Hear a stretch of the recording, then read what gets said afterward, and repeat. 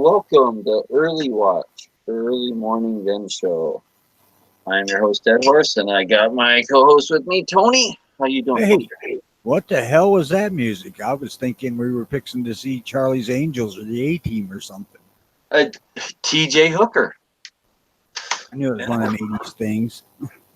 Yeah, I was throwing some old TJ Hooker out there. I actually watched, we were talking about 80 shows the other night, and I realized there's some 80 shows I haven't even seen in probably, like, not even a single episode in probably more than 15 years. So I kind of was like going through and watching an episode of this show, watching an episode of that show, and I forgot how much I actually enjoyed TJ Hooker. I really used to like really dig that show when I was a kid. So yeah, I some have memories. I visited some of the shows like back when I was a kid, back from the early mid 70s, and I'm like, good God, what the fuck was wrong with me? I have done that too. I have. There has been some shows I was like, wait, why did I like this show? Why did I even watch this? And I think the answer was is mostly there was nothing else on at that time. Yeah, that was with me. We had technically, 5 channels, but 3 channels basically of network TV. And the other ones, Channel 11 and Channel 30, you were iffy of getting from St. Louis because I was too far away. It had to be a good day. So there was a definite lack of options. But you go through the TV today and you got 1,000 channels and still it's all a bunch of stupid shit. That is true. Mostly infomercials or just, I do enjoy some of I really used to enjoy the Discovery and History Channel, but even they have gone to just like more of a reality TV show based thing. And this, I have a hard time even enjoying those anymore. They used to be really, really good. And sometimes they still do have some good things, but not like they used to. I mean, it used to be about history, and now it's just about, just reality TV shows and drama and stuff. And it's just like, So even good channels change and just, I guess, adapt or move on over time. And I'm stuck in the past. I'm like, no, I want documentaries. I want to actually learn something. I just don't want to see like two guys, arguing over, panning gold or something, or I am curious how much of this is trying to how the hell do I want to put this that it doesn't sound like tinfoil hat time. Uh, how much of this is trying to direct people's views on things? And you see all this bullshit. And what kind of leads me there is I had a friend of mine on Facebook post a meme from somebody saying that a woman who's not allowed to have an abortion, that's tantamount to slavery.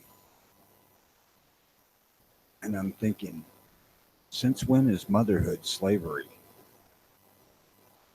And I said, well, there's the option of the option to adopt out the kid. Boy, that was a mistake. I should have shut the fuck up.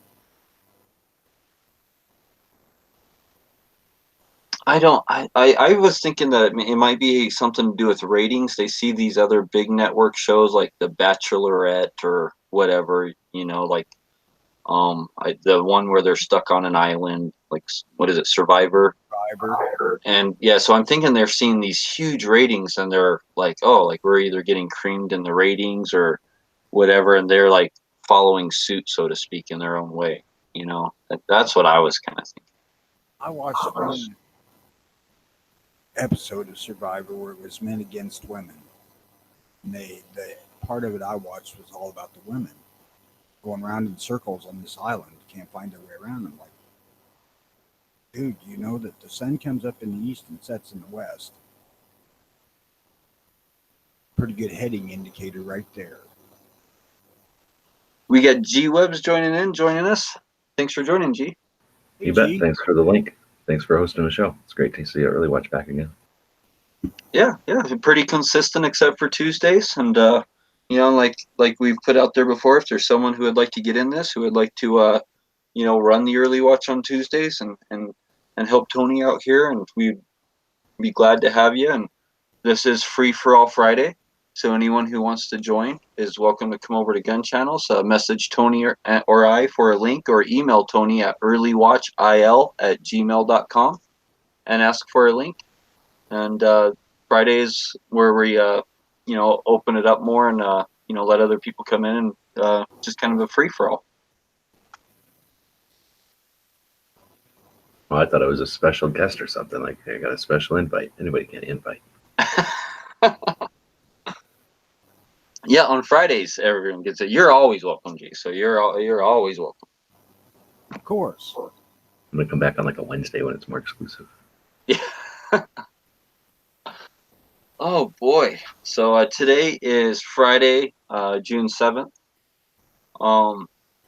Man, it's been a long week for me. How has your guys' week been? They're all long for me because I got absolutely shit to do every day. So time flies when you're having fun, and I guess it goes the exact opposite way when you're not having fun, right? That seems to drag out. No, it doesn't. It honestly does not. Time flies as you get closer to the grave. Yeah, that's definitely true. I mean, definitely. I think that's just the universe, the expansion of the universe speeding up. So Could be. time speeds up with it. How was your week, G? I see that you have no more mouse. Yeah, so I had sort of that. That's been like I don't want to call it a burden, but an issue because I didn't want to, I couldn't have like a door open and stuff. It's just annoying to not, because I've been taking care of these cats. So that's good to not, to be able to not worry about that again. Plus, I don't think I've ever had two cats at the same time.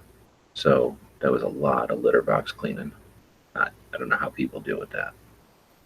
Well, let 16-year-old cats too. That then the litter box cleaning goes up twice as much. It really does. It's Older cats do more business? Oh yeah, yeah. Because I got my Nobody cat said that's it. like 18 or 19 now, and she's It's Yeah, it's that was really like their hobby is drinking and peeing. Like that was their main thing to do. But anyway, they've got a new old lady that they can live with, and they're going to be happier. They live in the Baja Peninsula of Mexico now. that's awesome, dude. So I didn't even know like that would I figured they would have been like hey, do you have any fruits and vegetables to declare?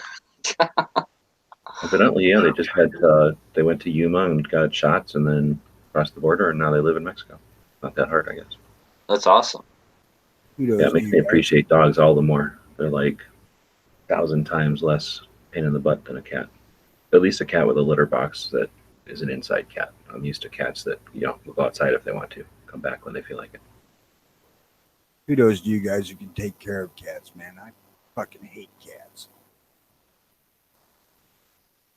I Well, I didn't always seek it out, but it was interesting to have a couple of cats around, I guess. My daughter has a cat that is actually more like a dog. And part of it's probably because this cat was raised with the dog. But I mean, it does the same kind of affection stuff that dogs do. Uh, and that's the first cat that I've seen in a long time that I didn't despise. Now, I don't mind having a barn cat around here, one that catches mice and then hides the rest of the time. But I'm not a cat person at all.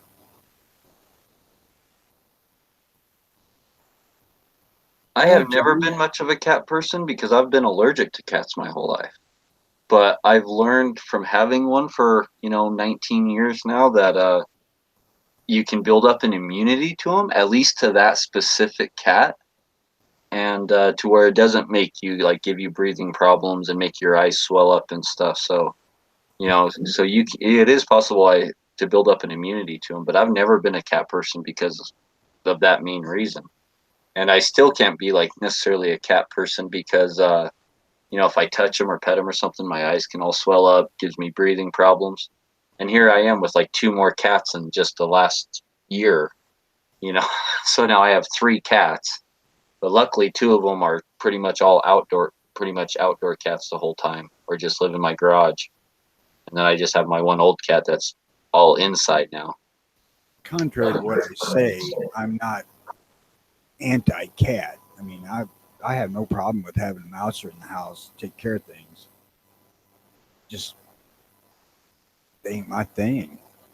That's the thing I appreciate the most is the mousing, especially where I live, where field mice and stuff is just a huge, huge thing. And right now, like my little kitten, well, I guess it's not so much a kitten anymore, but it seems to catch a mouse a day right now and come bring it to me and say, "Hey, look what I got now! Like, give me a treat." So it's actually a really good thing. It's probably brought me a dozen mice in just the last 2 weeks.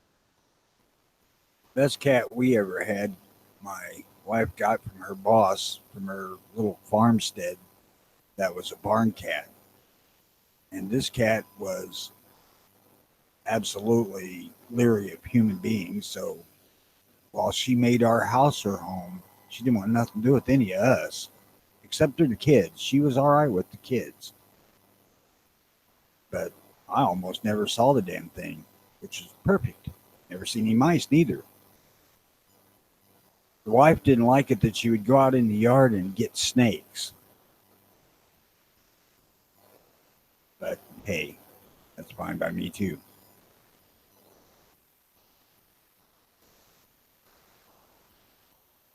This cat that I was talking about a minute ago with my daughters that I like so well is lucky to be alive because some bitch caught and killed 2 squirrels here. Like, you bring another one of them up here, motherfucker, you're dead.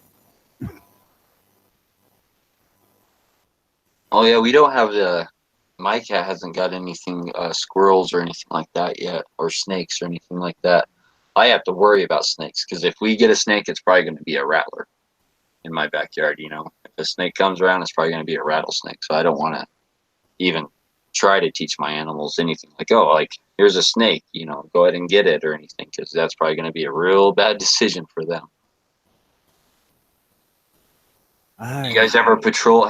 Go out and I'm not sure if you guys have like poisonous snake issues or stuff like that. You guys ever go out and kind of walk your property or patrol your property before you let your dogs or animals out or stuff like that? And you guys have snake issues where you guys live? It ain't an issue here. I don't have that kind of time. It takes them 2 hours to walk the property, so I have to let the dogs just go out. Good Lord, you live on a spread, huh? That's with an ATV going at full speed on the trails, but yeah, take a horse, it takes even longer. I was curious how Mello felt about the whole cats things, and now that they're gone, is Mello all like super They were happy? mean to her. Yeah, they were mean to her. They like came in, they figured out they owned the place, and then would like be mean to her. So they would like at first they would hiss at her all the time and slash at her. So she would just leave them, give them their room. And then they just started figuring out that she would cower from them or what, like, 'cause she's, timid from them. So they would just like walk closer and closer to her to like just show their dominance or what. So then they just sort of ran the house. They would like sit in the hallway so she couldn't go down the hallway, or they'd sit like in front of the door so she couldn't go look out the door. They were just being mean to her for no reason. So yeah, Cats are dicks. Cats are dicks. They are. My old cat does the same thing to my dogs. Just part of the reason why I don't like the things.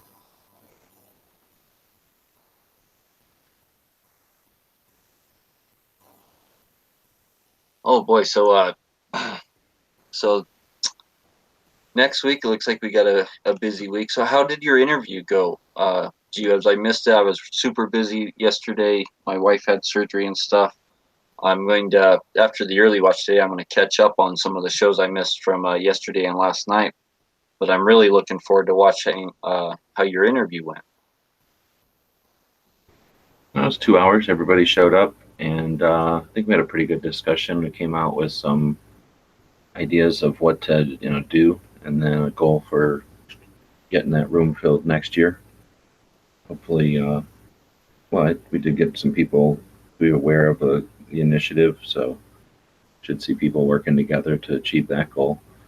But until then, and they have actually a couple of interesting ideas, talking to the board members and um, asking them basically some questions about their affiliation or their what's the word, like their feelings on LaPierre. Mm-hmm. Yeah, I'm really looking forward to that. I mean, yeah, but I definitely We appreciate people with basically more insight. talked for about it was 2 hours, so we talked for like an hour about where the NRA is today, just looking at it from different angles, and then we talked about what can be done for maybe the second hour. That was basically generally what we talked about.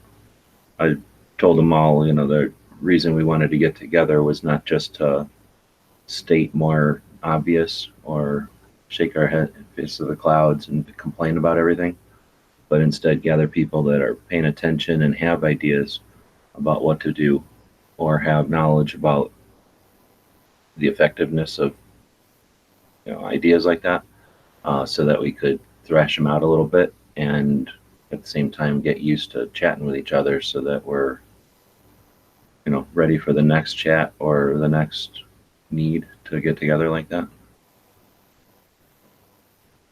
So, So, how do you feel about things with the NRA after this? NRA is 170 something years old, and we are the generation or the individuals tasked with it right now. So if our contribution to 176 years of whatever you want to call tradition or existence is to either sit by and witness it be destroyed by external forces, or by apathy or disinterest watch it erode in our hands like a sandcastle and holding it in the rain, then we have to own that inaction is a choice, and we're deliberately allowing that to happen in front of us. Anybody can stop and look at a timeline with a snapshot and say, blah, blah, blah, this is what I think about it. But to truly understand, you have to, you need to know the setting, right? The cause and effect of what the thing you're focusing on. So I think too many people are focused on this as it's being presented to them as a political choice, as a poll, or as a casual decision to make, as what movie do you like, or what rank do you give this president candidate. It's given to us as by the agenda based media as here's just another decision in a list of decisions. I believe there's more to that, and if our contribution to 176 years is going to be to drop it, that action or inaction, that deliberate decision, has consequence in our descendants. And if the next generation comes along and says, well, there used to be things that people cared about, but last couple of generations had decided that that's not important anymore, either we're going to give them the example to stop caring about anything, and I don't know why we would think the Constitution and everything else we hold true wouldn't fall into all those, into there, or we're going to get a generation that has resolve and says, oh, fuck this last generation, a bunch of cowards and do nothings. They just sat around using the most power they've ever had to contribute to the collective conversation. They sat around and did nothing and witnessed outside forces destroy stuff that had been around forever, and they're going to be renewed to create it. And we will have lost. There'll be a gap in history. Ideally, the next generations will pick up things and keep them going. And there'll be this gap due to us, or the next generations will just abandon it and it'll all end due to us. So I really think that we've got a decision to make. And if we all think that somebody else is the cause or the solution to this, that's so right. So when the one thing that really makes me think and that you're the only person who I've heard put it this way. When you talk about an organization that's been around for 176 years, and this is the generation that's going to let it, like you put it, either just let it get destroyed from external or inside sources, or um, lack of, I guess, fighting for it, or participating in it or whatnot. That really makes me think. I haven't heard anyone else put it in perspective like that. I've heard you say it several times now, and I mean, that is something that is hit home more to me than any other person's argument that I've heard of just a long-standing tradition like that just being tossed down the drain. Well, Um, I try to point out that the NRA hasn't been overly political for very long uh, over the course of their history. That's a fairly recent thing, and that's what everybody's pissed off about. It seems like they don't like their political stance. and that's really the ILA, right? That's their political body. Well, I don't think people separate those.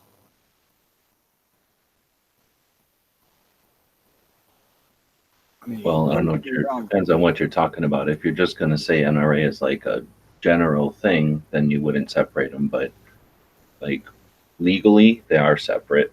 Like financially, they're separate, and then their goals and whatever are separate. And the leadership and stuff, I still have. I can't admit I don't have my head wrapped around all of that. They did discuss it. Jeff knows about that stuff. Pincus knows about that stuff, and they chatted about it, but just in the, running a show and looking at the comments and stuff, that's one of the times when, I'll go back and watch it if I want to get the details. But basically, the ILA is a separate entity. So it's unfortunately one of the things that makes it a difficult issue. If it was easy, we wouldn't have the issue. It'd be gone, right? The reason that it's an issue that sticks around and it's not easy to deal with is because it's, there's pieces to it, and the ILA.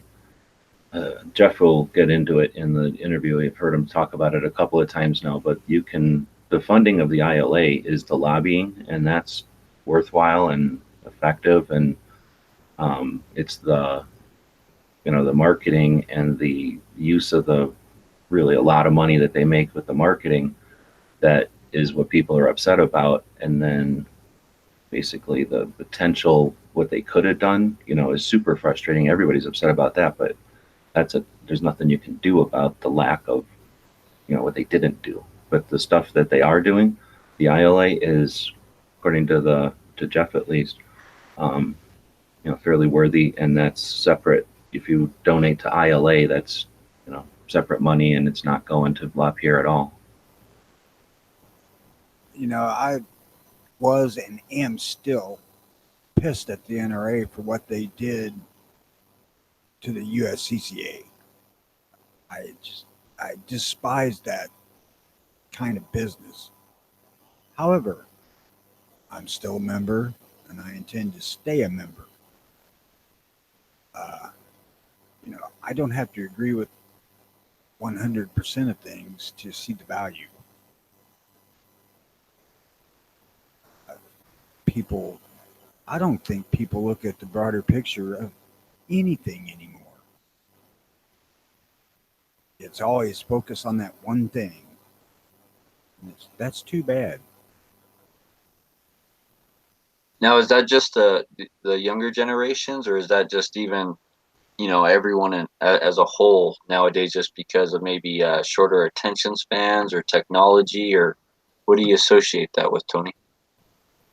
I think it's the fact that we're becoming a society that lives life by clips. We everything comes by in little snippets, and you just grab the snippet that you want to grab. If it appeals to you, or it angers you, whatever, and you focus on that. But I don't know. I'm really not qualified to speak on that. We have David Bowling joining us. Howdy, David. Thanks for joining.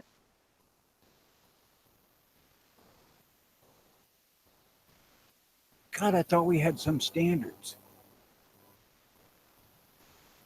We do. That's why David's here. He's to set those standards. He's muted right now. I'm not sure if he knows he's muted. He might be he might have noise going on in the background or something. I'm sure he'll chime in here soon when he's able to. Glad to have you, David. Thank you for joining. I hope he didn't walk away and miss a perfectly good jab.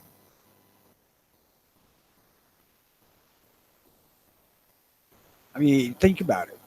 Now, Trump, off the cuff, says, I don't like silencers.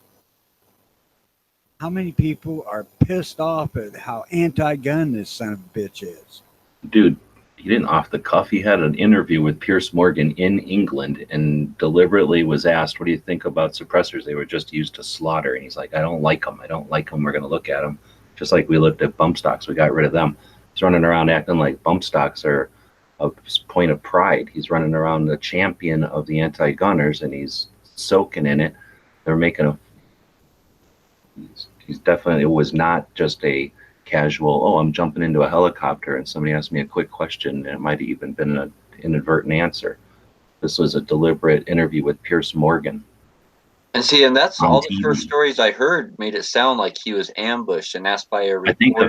I think at first it was, because I saw that where he's standing in front of a tree and somebody says something, he leans over to his left and kind of says something to him, and could be interpreted a couple of different ways. But no, the thing I just saw on KD's Instagram feed is him in an interview with Piers Morgan on like whatever channel, you know, has all the news feeds running at the bottom and crap all at the top and everything, and they're sitting there in some whatever you call like a studio, you know, that's got a bunch of stupid background shit that costs more than most people's homes, and you know, they're talking about bump stocks, and he's proud of the fact he's wearing it like a badge that he got rid of bump stocks. I got rid of them. I mean, I'm not quoting him, but he basically said, I got rid of them. And then what do you think about this slaughter and blah, blah, blah, suppressors? He's like, oh, I don't like them. I don't like them. We're looking at them. Well, he definitely said that he was going to talk about them and that he was going to, I guess, research them. I watched that interview with Piers Morgan, and he did give some points back to Piers Morgan about like, oh, well, look at England with knives and, you know, like, and stuff like that. I think he failed when he was like, oh, you know, when Piers Morgan's like, oh, there's 150 mass shootings or something in America this year. I think he totally dropped the ball on that when he's like, no, like those, you know, like what are we considering mass shootings, like gang violence in Chicago? I think he dropped the ball on that. I think he dropped the ball I think he started to pick up the ball when he confronted Piers Morgan about like the knives attacks in England. But when Piers Morgan gave it right back, he failed at saying, well, America is a country of 350 million people, and you guys have what, 6 to 8 million people there? Like, you know, so he really dropped the ball right there. I think, you know, as far as a numbers perspective, but then again, you know, like he was kind of on the spot. So I'm not trying to make excuses for him, but he did give a little, but he definitely dropped the ball. I need to recant that and check that out because I did not know he doubled down. Yeah, it just I just saw it this morning. I watched that interview this morning. Certainly is frustrating. Damn right it is. That's why I'm of the you know, I don't know what to do. I don't know what the right thing is to do. My idea is if we could just get each other at least all of us Second Amendment supporters, gun owners, just to go blow up his social medias, and not with disdain or distaste, or you know, just maybe remind him of his campaign promise. Copy and paste his actual quote where he says the 8-year assault on your Second Amendment rights has come to an end. Copy and paste his exact quote back to him, right? Imagine if his Twitter and Instagram and Facebook blew up with just, let's just say 10 million gun owners. You know, maybe even just 1 million gun owners, right? 1 million Second Amendment supporters, gun owners. If just 1 million people blew up his social media with that exact post, what kind of message would that send to him? Do you think that would influence him at all? I think it might. I think that, you know, I'm not saying that's like the right thing to do or that's just my idea, but I don't know if he'd even know it, to be honest. I'm sure there's a number of people filtering shit for him. I can't imagine how much social media hits him every day or hits his accounts. But still, it's something. Maybe he will, That's it. It's worthwhile to try.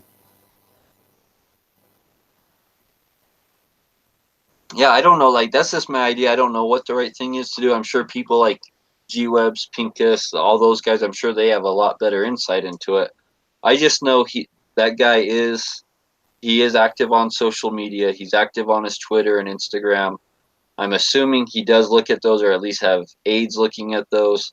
And I think like 1 million comments all of a sudden on his most recent post, and all those comments are the same. Just literally his own quote thrown back at him. That might send a real loud, big message. But I'm sure there's other. I'm not saying that's the only thing we should do. Like we should be doing a lot. Like we should be coming at it from all different angles, all different perspectives. If we put all of our apples in one basket, we're probably more likely prone to failure at that point. But if we come at it from a bunch of different ways, that's really what we need to be doing. Attacking from all angles. Someone used it. I think it was Ghost Tactical the other night. He used the term shock and awe, and I kind of really like that. Like that's what really we should be doing, is almost like a shock and awe campaign. Oh, we have Russ joining us. Hey, Russ, long time no see, buddy. Yeah, no kidding. Yeah, the Donald Trump stuff there. The words he used in his quote was that no longer will you have federal agencies coming after law-abiding gun owners. Well, if he changes the law and makes it retroactive, you're no longer a law-abiding gun owner. He's never been pro-gun, ever. He's always been what I would call a patriarchal liberal. He loves the United States. He loves the might of the United States, but he doesn't necessarily love freedoms. He doesn't give a shit about your freedoms. Never has. His son does. Now, I know his son. My wife grew up with his son. He is extremely, pro second. But I don't think he's in his dad's ear enough. That's the problem. And thank you, Russ. Russ might have lost connection there, or just said what was on his mind. Thank you for that, Russ. Hey, I'm just looking at the chat room, and I noticed you're trying to show off your long link. Oh yeah, I put both links out there. Yes, because some people can only get in with a certain link, so it's always good when you're hosting these hangouts and you're sending a link to people, whether it's email or on gun channels or whatnot, to give them both the long and short link, because certain devices and certain operating systems prefer one link over the other. Some work on both, but some are picky and will only take one or the other link. Dude, that was a veiled locker room dick joke. Oh, my bad. Sorry, that went over my head. It's too early for those those sneaky jokes. And I screwed it up. I should have said, I see you're showing off the length of your link. Good morning, and I do have a quick question. Does that long link actually work for anybody? Yeah, on computers it does. Yeah, it worked for me on my phone. I mean, I've always accessed these. Well, I shouldn't say always. 99% of the time, I access these through my PC, and the long wink link never seems to work, but the short one always does. Well, hell, let me see. Hang on, I'll be right back. Maybe it's a provider thing. I don't know. I was just curious. I think it's well, I know some people on certain phones can either use one or the other. And some phones can use both, but there have been people who have, I've given the long link to that doesn't work, or people I've given the short link to and that didn't work, but then I give them the opposite link and then they can get in just fine. So I know that's a real thing. I'm not sure if it's operating system, browser based, what the issue with that, but I know it is a good idea to actually give out both links. So just in case there is an issue, depending on what device or operating system. Evidently, Windows PCs don't like the long link. I'm using a Windows PC and the long links work for me. Windows 10. It I'm didn't here. I'm on Windows 9. Yeah, I'm Oh, using an Windows. Android, and it worked on. I used the long link to get in here. So But back on topic, I was listening a few minutes before I joined in here. You guys were talking about Trump. Are you primarily referring to just his public comment he made the other day about suppressors, or something new or different? An interview with Pierce Morgan over in London. Right. That was a day and a half ago. Yeah. Well, I just barely saw it for the first time this morning. I saw the first post about it last night, but I watched it this morning. Okay. So I think it's from yesterday, the interview, wasn't it?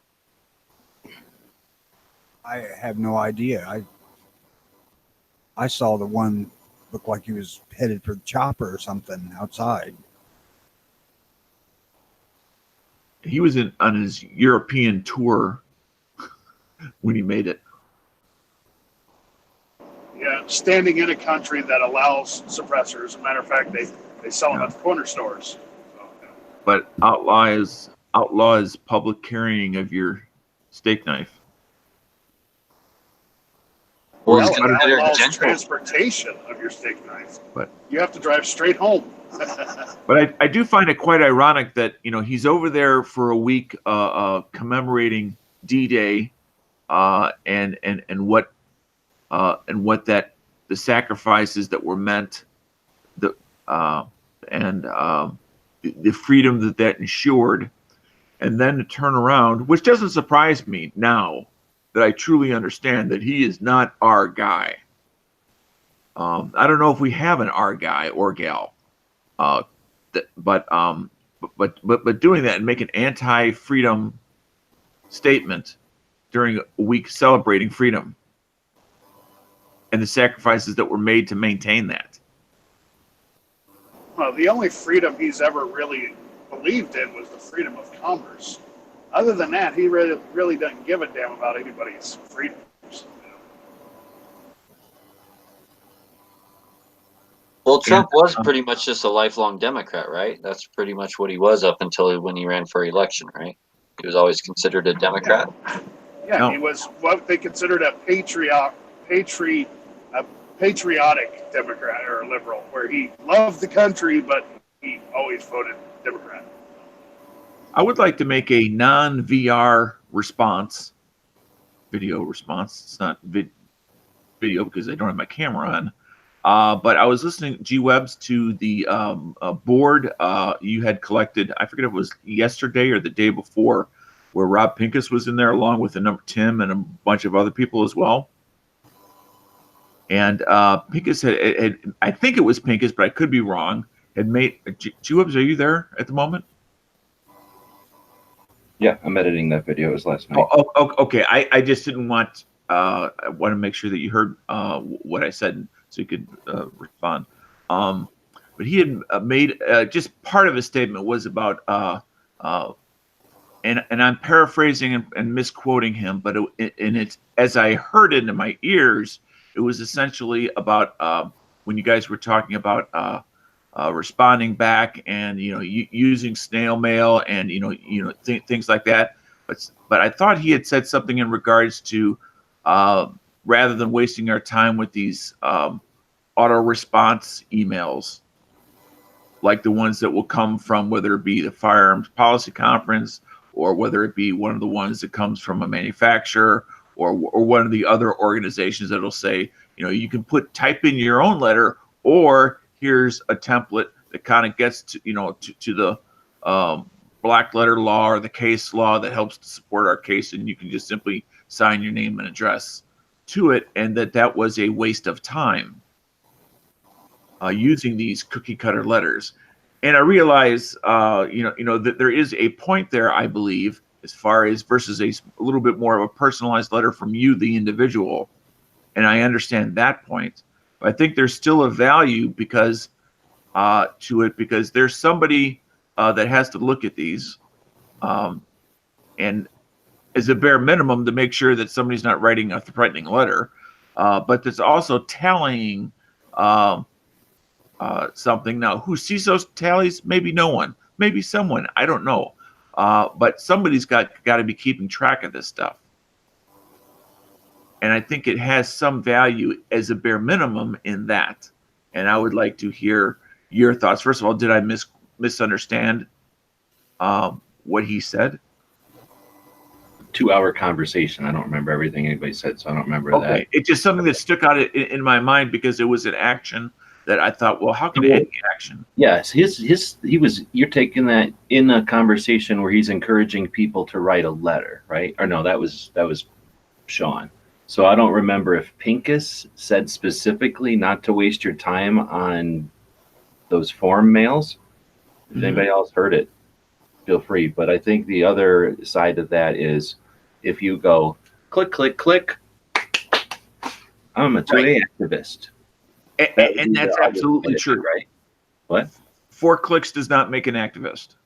That's all I'm saying. He might have been saying that because I don't see Pincus just shitting on anything ever. He usually will say, blah, blah, blah, but, or blah, blah, blah, because, what I'm saying? He's usually optimistic and usually giving you something. I mean, I might be wrong, but I don't remember Pincus really ever just saying, here's another shit thing that sucks and there's nothing you can do about it. That usually isn't his, right. He doesn't waste time saying shit like that. And because he was also talking about, and it's on that same point about, throwing your $25 or whatever amount it is for an annual membership to XYZ organization, considering you're part of the fight, done, washing your hands, again, does not make one an activist. I'll say that just from a maybe, and I'm probably totally wrong on this, but just something I've seen is that letters will automatically appear in my spam folder or emails in my spam folder, even though it's sent from different people, but they all have the same body of context. So I'm wondering if a whole bunch of people is sending the exact same letter, so to speak, in the same body of context to a place, does the Google or whatever they're using say, oh, this is just a bunch of spam junk mail, and then loops it in there? The legitimate corporation, the legitimate organizations that are using those systems or whatever you want to call it, like the form thing that you see on the thing that generated emails, those aren't just a generated thing from the website to facilitate a bunch of bulk emails. They're a system that marketing and political and anybody that needs to address a large amount of people on the internet, they use services from companies that are, what do they call, like they're legit bulk emails. Like they're the same when you go to the mailbox. If you're sending a lot of mail, you go around back at the post office. The company or that bulk form thing that they're using sort of goes around back the email servers. So your Google and your whatever the big email servers are anymore. I don't even know. Yahoo. I don't know what big email servers are besides Gmail, but those will have like a relationship with those systems, those services, so that they don't get put into spam. That's why those people pay good money for those. Now, when you're talking about the recipients, the government, depending on who it is you're sending it to, they probably have a whole bunch of requirements on what they're allowed to filter and what they're not. They're literally, their email is not just a convenience or a way to contact them. That's one of their, depending on who you're talking about in government, one of their, what do you call, like, channels of communication with their, what do you call us? What are we called? They're the people that they represent. So, and thanks, constituents. So I think by law, probably whenever they first invented internet, they probably figured out real quick that, like, some politician isn't just allowed to, oops, I filtered everything with gun control in it. You know, that's not legit. They I think they probably have rules on what they can filter and how. So Right. I'm assuming, I don't know. Yeah. And the assumption I made is because, it is a thing that public officials are sometimes threatened, that would also make a requirement that a human being look at the thing. In addition to But a everything you said is a whole shit ton of ifs, Dano. Everything you said, right. probably accurate. If you send these and they accumulate, maybe somebody looks at them and maybe somebody looks at the data that they came up with. But is that worth all the effort? Yeah, probably, because it's given somebody a call to action and an exercise, right? Something to do.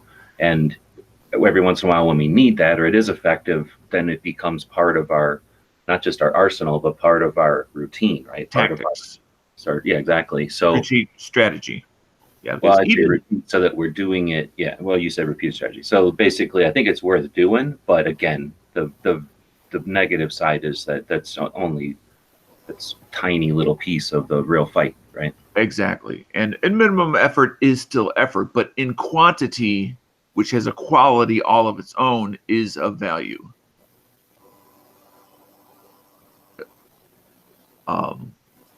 And that's not my quote. That's something I got from somewhere else. But Well, and if you're concerned that they may be ditching the quote unquote form letters, it's pretty easy on most of them to slightly alter the form.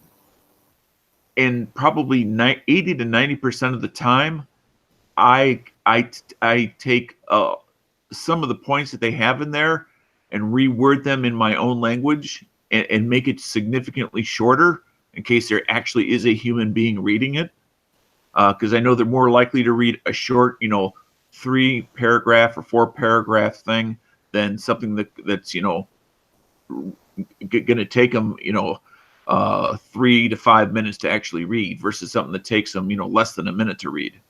Is there any transparency that shows how these interns or aides or whatever they are that are looking at these and pulling these up, how they're grouping them, like how they're, if they really are reading them, or they, like how that actually works once we hit that send button and they get the email?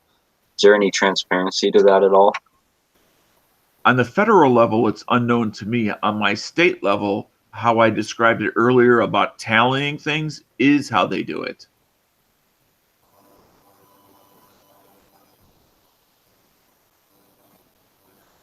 And another thing you have to remember is 150,000 times 0 is still 0. So you have to put out an effort. Right. Just the email, the form letter shit. Yeah, but I like actual paper letters because when offices start getting inundated with a ton of mail, it starts pissing people off. Someone starts paying attention. And I'm not referring to doing one versus nothing. I'm referring to one in addition to other things like that. Paper letter, as was mentioned several times during G-Web's interview, has a lot more weight to it than an electronic one. Oh, I like the idea of the paper letter for sure. Multiple messages has a lot more weight than a single message. A personal message, now I'm going to use one of G-Web's words, might have more weight than a form letter if it's electronic. But again, there's a lot of ifs, ands, and buts we don't know. But if it's truly important, it's worth your time. At least I believe it is. Another thing that I wish it would have come up in that panel meeting, because I think that's going to get heard by a lot of different people. And that's that. And I'm sure I'm going to use an example of the GOA, but I'm sure they're not the only ones. These organizations provide multiple ways to support them in addition to a membership. As an example, I happen to be a lifetime member of the GOA as well as the Second Amendment Foundation. But I recently started a monthly contribution of $20 a month to the GOA. I can't just swing $200 guaranteed every month towards them, but I can squeeze in 20. And over time, that will make a difference. Now, again, that by itself is not a lot. but it's my annual membership. It's my continuing support, even though it's small amount. I'm a small guy with a small budget, and in communications with working with other people like we are discussing here on strategizing methods and means of communicating our desires and wishes, and then and then taking that to fruition, writing those letters, doing that once we have uh, a focal point to focus those efforts. Because with a guy like Trump, he has multiple means to contact him, as you guys mentioned, Twitter, WhiteHouse.gov, and as well as a bunch of others. But I'm sure there's some that are more get a little bit more visibility than others, and I don't know which. So I'm not waiting to do something. I already have done some things, but I'm looking to do more as a part of the focused approach. I don't know if we'll get a focused approach, and if we don't, then I'll just simply pursue those things as best I can. What do you guys think? I think, goddamn, I went to the bathroom, got a cup of coffee down, still talking when I got back out here. Yeah, that's I do have the curse or the gift of gab. I think we have to do what we think works best for us. Do what we can do. Not everyone's probably able to do the same thing. Like some people, I'm sure there's tons of Second Amendment supporters in America that can barely even speak English, let alone write it. Right. And so, like, copying and pasting a letter like that probably works for a ton of people and really helps them. But we definitely don't want to be lazy, where if we're able to do more, if we're able to afford a 35-cent stamp and write out a handwritten letter, we should be doing that too. And so we definitely don't want to be lazy and be like, oh, I send an email and that's it, right? If that's all you can do, or if that's part of what you can do, definitely do it. If you're able to do more, then do more. And I think that's what we should be trying to do, is like do as much as you can, right? And then we don't want to we want to be careful not to be degrading anyone for not doing as much as what I'm doing, or or you're not doing the exact same thing as I'm doing, so you're what you're doing is not valid. We want to be careful not to be going down that road. We just want to promote, I think everyone should be doing as much as they can, and then giving ideas and coming up with ideas, and new alternatives and new approaches. You want to know what, along these lines, one of the most disheartening things I have ever experienced? Dana was with me. We went to our state rally, and there was nobody else there that we found. Mike Ozzy Osbourne was there, but we never got together. That just still, I'm appalled at that.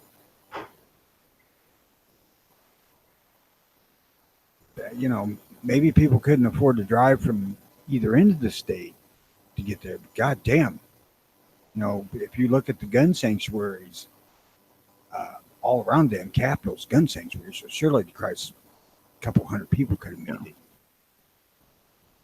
And I think you have an excellent point, and that goes to individually, we have to fight our own human tendencies to break our own inertia in regards to movement and doing things when we are discouraged by the lack of actions of our fellow gun owners that may not necessarily be gun activists. But you're absolutely right, Tony. Yeah, I don't know about you, but that was really disappointing. Yeah. What day was that on? Was that on a weekend or a weekday? It's on a Saturday. Yeah, I'm pretty sure it was on a weekend. I forget if it was a Saturday. It might have been a Sunday. So, there is real life, and people have, like, priorities and things to do, and the Second Amendment should be a big priority. But let's say if there was let's say there was a rally yesterday in my state, there's no way I would have been able to attend. So what about maybe if all these rallies, what if they were 2-day events to give, like anyone who didn't have a chance to show up the first day, well, now you have a second day. What if we started trying to, promote, like, all these rallies should be really 2-day events? I don't know. If we had committed, I'm just speaking for my state, if we had committed activists in significant numbers, yes. Because I think I'm sorry, go, what? Oh, because the potential there is to water down your results, because having cameras, if there's cameras at all down there, to show 15 people on one day and 20 people on the other day, versus whatever you got on the same day, because public perception matters. Fortunately, Illinois kind of Oh, reversed you got that some with the background. iGold. Sorry, Tony, 1 second. John, hey, John, just so you know, you got some background noise coming through there.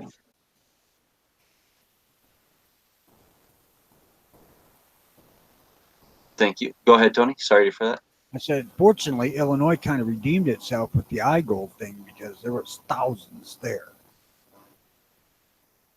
So So do you think that people were somehow like, oh, I'm enlightened. Now I care about guns and the Second Amendment? Or do you think that iGold has been going on for many years and people know about it and gun shops promoted it?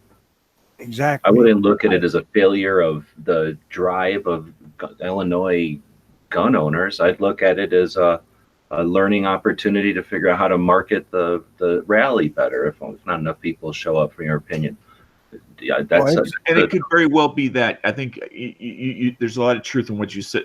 If you go to a rally and there's a few people show up and you never show up again, what is accomplished? If you go to a rally and you learn where to park and you learn what not to do next time and you see where the failures were and you contribute to the next time and you have another failure and you observe and you share and you learn and you grow, and the third one is successful. So if you're looking at the results of the first one, let's look at the potential of the third or the fourth one.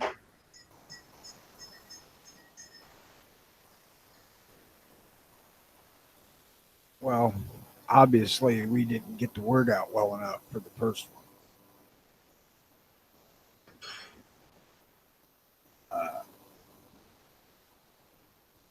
I'm curious on what G-Webs thought about the maybe 2-day approach.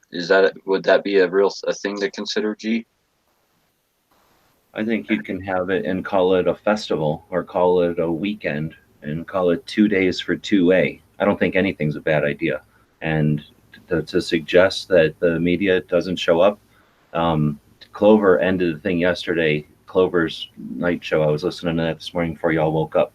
And he ended his show with some sort of, I'm paraphrasing his paraphrasing, but there was some guy at a place where they were giving away free bagels at some kind of a race, right? And people were lining up to get in the race, and they were lining up next to these bagels, and him and his friend were saying, let's get a bagel. And he was like, there's free bagels over here. And his friend was like, oh, but look at that line. And basically ended up debating a little bit, and he figured out that his friend only sees the line and he only sees the bagels. So are you the person that sees the free bagels, or are you the person that sees the line? He went over, picked up a bagel, and the line was for something completely different. It was standing there next to the bagels, but they didn't care. They weren't about to eat his bagels. They were getting ready to race the whole thing. So if your perception is based off of a snapshot in time, then realize that you're being deliberately focused, and you don't need to be. You can take a bigger perception and then again make the decision if you're going to be prohibited by the thing standing between you and what you want, or if you're going to work towards that goal. Are you going to at the end be a person who said, well, at least I tried? I think that's from Sean yesterday. Or are you going to be at the end someone who said, I didn't do shit?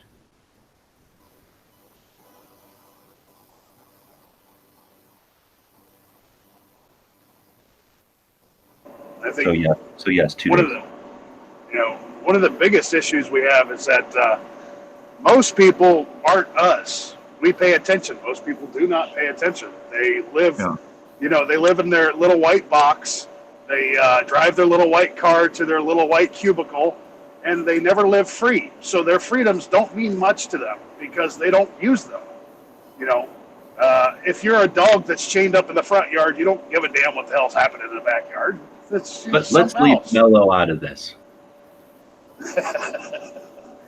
But one of the biggest things you can do, other than writing and calling and all this, is get people involved. Take people that don't want to go shooting out shooting. Everybody I've ever taken out shooting has bought a gun, and then they buy more, and then they start getting involved in it. I mean, I have half my work. We have a yearly shooting thing now. When I got there, I was the only person that had a lot of guns or did anything like that. Now, fuck, half the people that work there do. Just get people involved in the sport.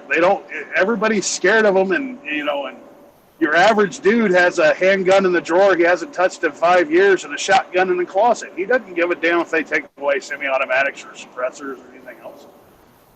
And I think Russ is absolutely right that those of us that participate in these chats and many of those that listen to these chats are in our own circle, which that's not necessarily the circle of people that would consider being more proactive because they're either not aware or they take for granted certain things, and it's being in an outreach program like what he's referring to is a great idea and always encouraged, regardless of the current political winds at that time, as far as making offers to other people. Hey, have you ever thought about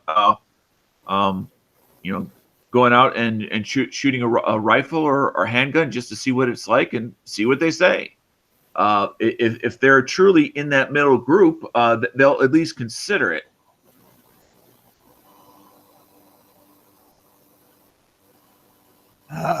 I take anybody who wants to go.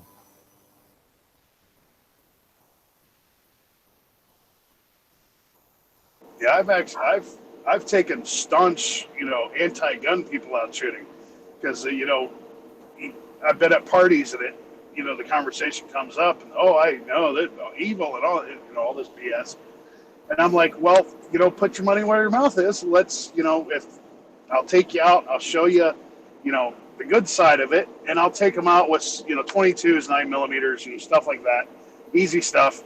And we'll play games. I'll set up card games and stuff like that. We'll shoot games. And before you know it, when it's over, they're asking, well, can we go out again? I was like, I thought you didn't like guns. Well, they're okay. And then, a month later, they're asking me to go with them to buy their first gun. 2 months later, they're asking me, what do I think about this one? Because they want to buy their second one. It's amazing how quickly people turn around because they don't know. They haven't experienced it. They haven't been around it. They don't realize there is fun in it and there is freedom in it. There is a feeling you get when you master something like this, when you have defeated a fear and you own it. Now it's part of you. And all the people I've ever taken out shooting are now lifelong shooters.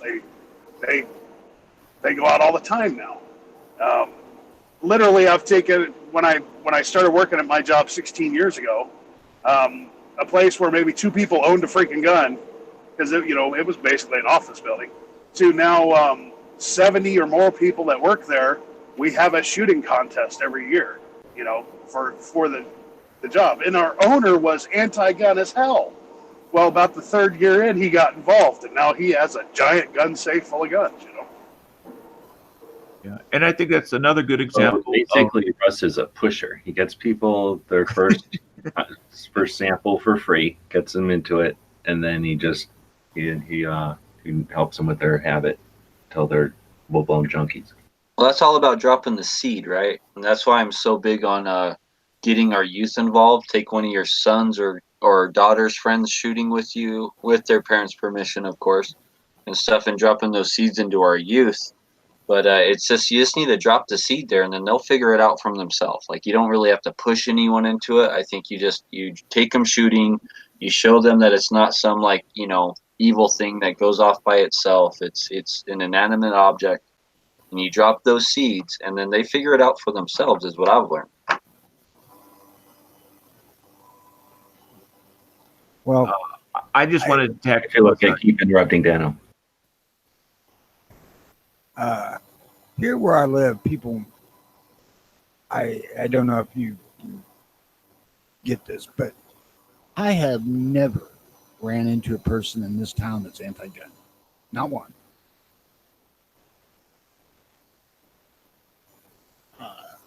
Maybe I'm lucky. Maybe I just ain't hanging with the right crowd. I don't know. I've ran into one person, and it was because of my Every Second Matters patch. Somehow he figured out what that meant, and started egging me on. What about the third? Is the third important? I was like, what, the quartering of soldiers, right? And he's like, no, that's not the Third Amendment. And so like this guy didn't even know, right? And but basically I showed him that, like, oh, you don't even know what you're talking about with just one comment, you know. And you know, and it shut him right up. He could not even rebuke anything else I said after that point, because, you know, he didn't even know what the Third Amendment was, and he was trying to make the point to me like, oh, what, isn't the Third Amendment, like, you know, just as important? And he didn't even know what it was. But that's really the only anti-gunner person I've ran into in person that's ever said anything, and it was over my E2M patch. I don't understand why it's so difficult for people to get that. Without the second, eventually you won't have any of them. I do have a question for the panel, and not everybody necessarily may have an idea, but if you have any input on it, is I know of certain efforts such as Kevin Dixie out of St. Louis and Tony, and I can't remember his name, out of New Jersey, who have programs for taking people out to the range many times for the very first time ever. And is there a way of scaling that down to, because we're talking about the general public, people you might not necessarily know, to where how if I wanted to, I could take one person out that I might not know, but I'm not sure how to market that, so to speak, or get the word out that, yeah, I'm willing to take somebody out to the range to fire their first gun ever after we have a conversation over coffee, sort of a thing. Now, Aaron, if you want to take like the queer community out, Aaron has a list of people that are interested in doing that. Dano, Yes.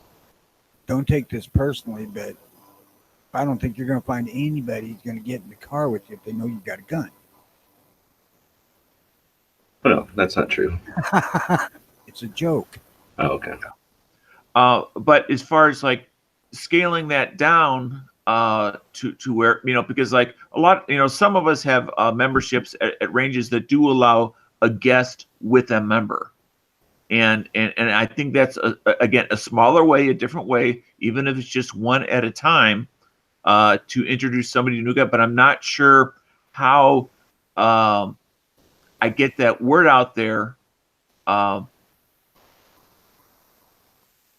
make that a possibility. Well, I can tell you here locally, a friend of mine sort of did something like this. He used to go shooting at a place we have an indoor range here called the Marksman Institute here, and he used to go shooting there on like Wednesday mornings by himself because he had Wednesdays off, and it was boring, you know, because he was always in there by himself. So he put a little ad in the newspaper that it was new shooter initiation during this time Wednesday morning, gun, you know, free gun and ammunition for an hour. And he would have 3 or 4 people show up a day, and he would teach them how to shoot. And he had a ball doing it.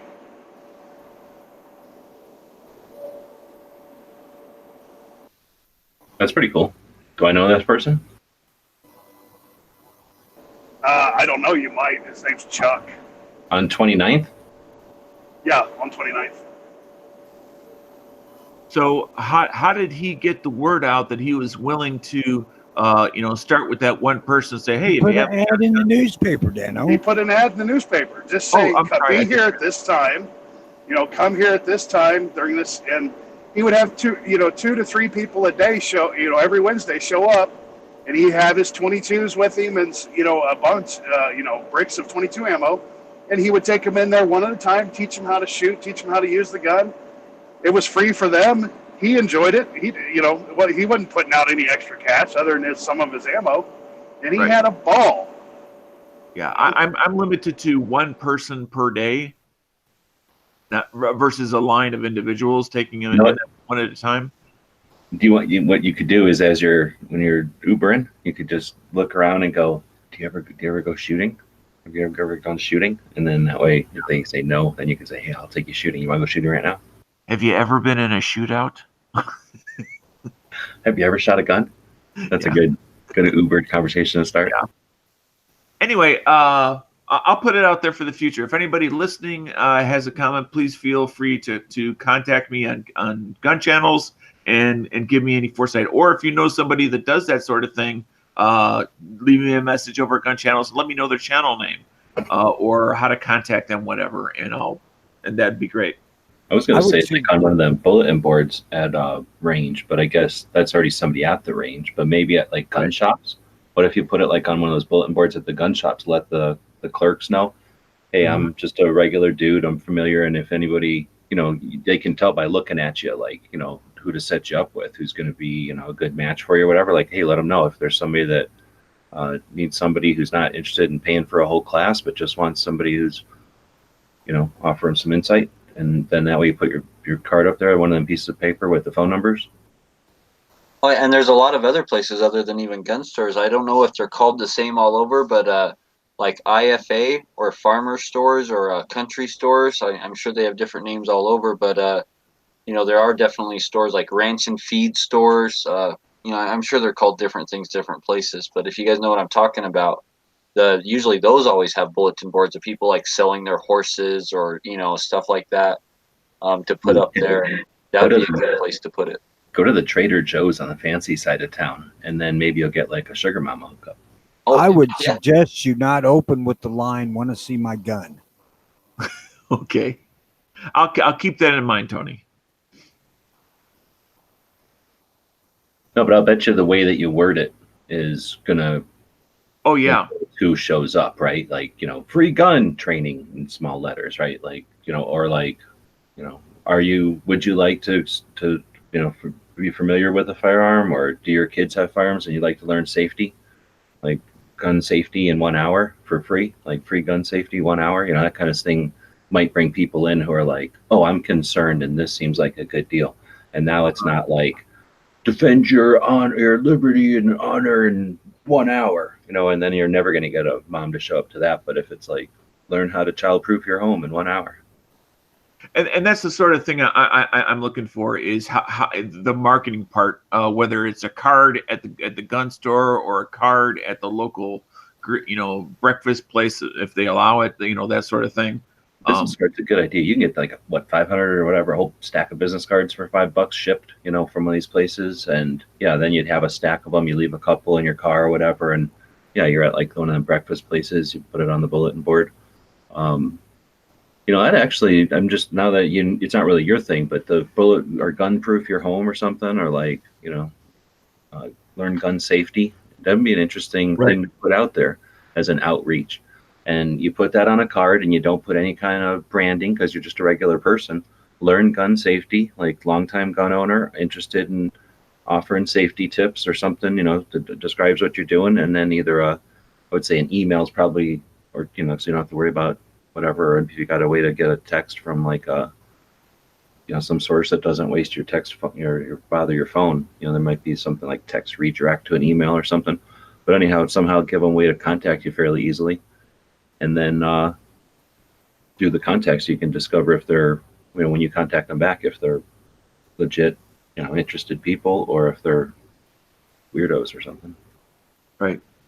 Because I know that my local Greasy Spoon breakfast place in the small town I live in is perfectly okay. They have an extra room for like Sundays when they're like really busy, that during the week is like not used at all. Wait, you're saying they have an extra room where they put you in whenever you order a sundae there? What do you do to that? That's exactly what I'm saying. If whether it's 6 people, 15 people, 20 people, whatever, that if as long as you let them know ahead of time that on Thursday morning at 9 a.m. I'm going to be trying to start a new group. Could I possibly have a table? It might be 6 people, it might be 8 people, but it could be more. For my new group, would you? They're very open to that idea, but which is good because then that's local for me. As far as step one, get them to a place that they feel comfortable rather than directly to the range. Dude, get that room, put up a card that says free milkshakes and gun safety, and then they show up, they get a free milkshake. They're all happy because they just got a free milkshake, and then you start telling them about guns. Exactly. You hit the nail on the head. What's that going to cost you? $3 or $4 per milkshake? 1 or 2 people show up, big deal. Probably 5 and change for the shake at my local place, but yeah. Dano's luck, 1,200 people show. Oh man, waffles and rifles. They bring like a little league team. There's one thing. So it's not a direct correlation to this because it involves usually people who are already gun owners or sportsmen or hunters of some type. But there are some programs where we go and we clean up the desert, and we'll take a barbecue out there and supply free hot dogs and like Kool-Aid and stuff, a cooler and ice and just some like cheap Kool-Aid and just usually cheap hot dogs and stuff. But we feed the people that show up that's willing to go out there and pick up shotgun holes and pick up trash and stuff and clean up after unsportsmanlike people. But maybe something like that, like something similar to that. Mm-hmm. Like where you and I'm not sure that might start getting in, like if you have more than just 1 or 2 people showing up, that might get into like maybe when you're teaching gun safety. I'm not sure if you'd have to have insurance and stuff like that if you're not making money off of it. I'm not sure how all that would work, but that's something like that if you're thinking about maybe doing more than just a couple people at a time, or if you're getting a large group show up, that might be something to consider. But I know that when they offer the free hot dogs and Kool-Aid and stuff like that, and people are like, know that there's going to be something out there, and it seems to definitely make it. You'd be surprised at just how much a cheap hot dog and Kool-Aid, how many more people show up. Same with like a lot of car lots and stuff do a similar things like, oh, we're gonna have free hot dogs this day, and like that really works. I believe it or not, like that really works. God, if you're going out shooting, for fuck's sake, clean up after yourself. Yes, please.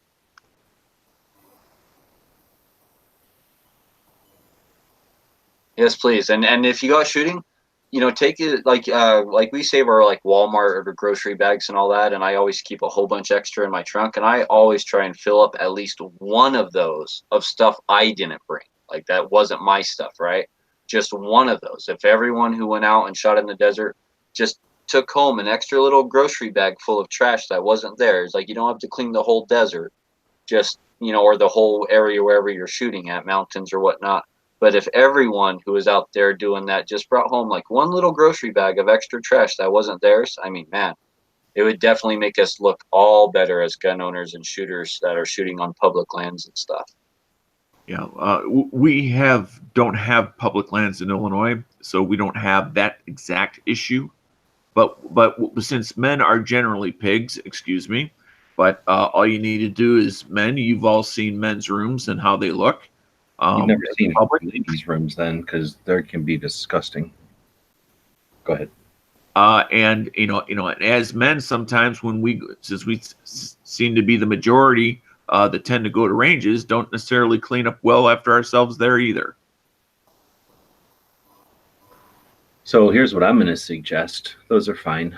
Those are ways to clean up after the bad people who are mostly not gun owners, or they're assholes who happen to own a gun, but they're assholes first. There's a thing called a game camera. And if you're using them when you go hunting or whatever, and most of the time they're sitting in your garage or in your basement, right? So let's put up some game cameras. If you're cleaning up garbage like that horse just said, how about putting up a game camera? If you don't have trees, get one that looks like rocks. And how about we start letting people know who's dumping that shit? we get a couple of Obama stickers, back up to somewhere and dump a bunch of shit, shoot a bunch of shotguns at it and drive off, that's great video to put on the internet. So clean up, I agree with you. Keep America beautiful. However, use technology, make money off of outing the assholes who are actually doing the garbage dumping. I like that idea. I like that idea a lot. Yeah, I think I'm going to go do that. And those game cameras aren't that much. I think I want to say I saw them for like $30, $40 recently. I'm not sure how good those ones are, but we have an Amazon link on Gun Channels. If you're going to buy them off of Amazon, please go to Gun Channels, go down there, click on that link. You'll get a cookie. And then as long as you buy something or you get some other person's cookie, we'll get like a small cut, usually 5%. Thank you. Are those basically just zip tied to a tree, or how are they secured to keep what I'll call the low end thief that from just snapping it and running away with it? And there's a million ways. Number one, you don't usually just zip tie a big ass thing that says game camera in blue on it, right? It's going to be camouflage, so they're not going to see it. But you can get like cables and chains, of course. Okay, yeah. I mean, nothing is going to stop somebody determined. I'm just raising the threshold. But I mean, they make them, basically what am I trying to say? Security cameras, right? So those will be hardened. Now, some of those, Russ probably has seen things like this, are, camouflaged and hardened so that they look like maybe something that the electric company would put up, but you could beat on it with a sledgehammer. The little pinhole part that the camera comes out of isn't like a big obvious thing anyway. And those can be pretty effective for, like I say, bad areas or something.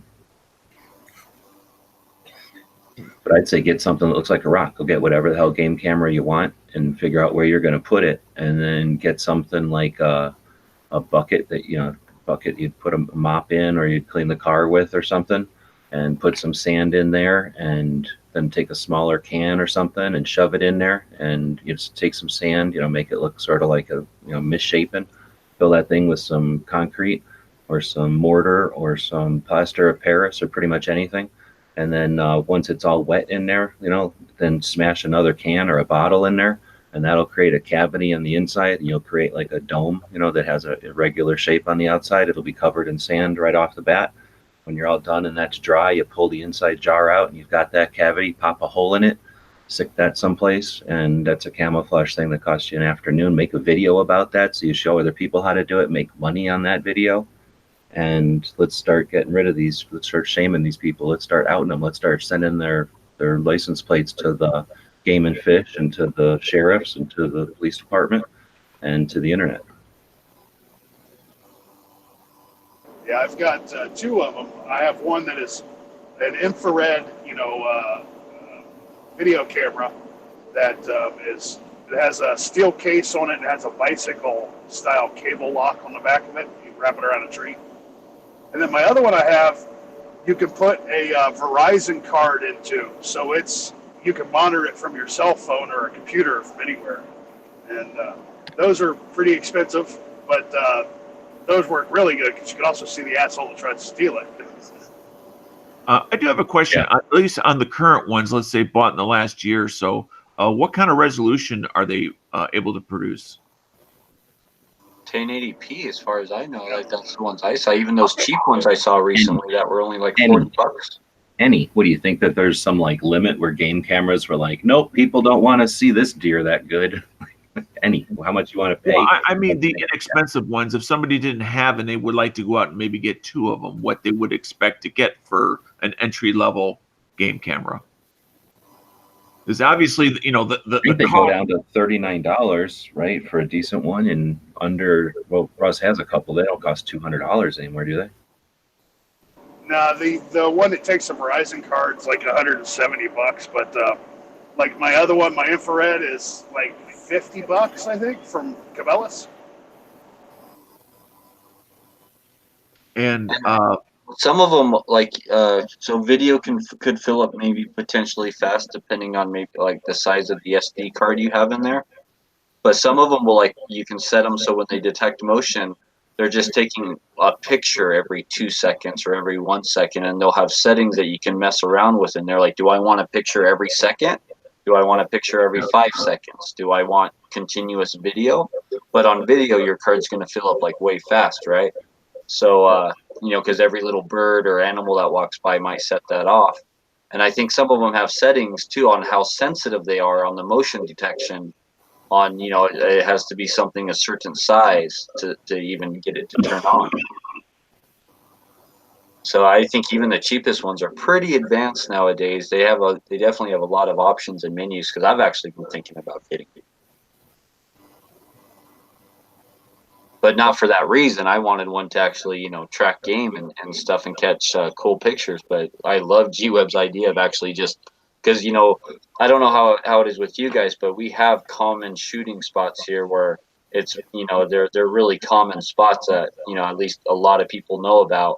And those tend to be like the biggest problem spots, with people bringing out TVs or couches, stuff like that, and then leaving them out there. So it'd be really easy for me to know exactly right where to go, exactly right where to set up a camera like that, and then just leave it out there for a day or two, come back, pick it up, and then see what's on it, right?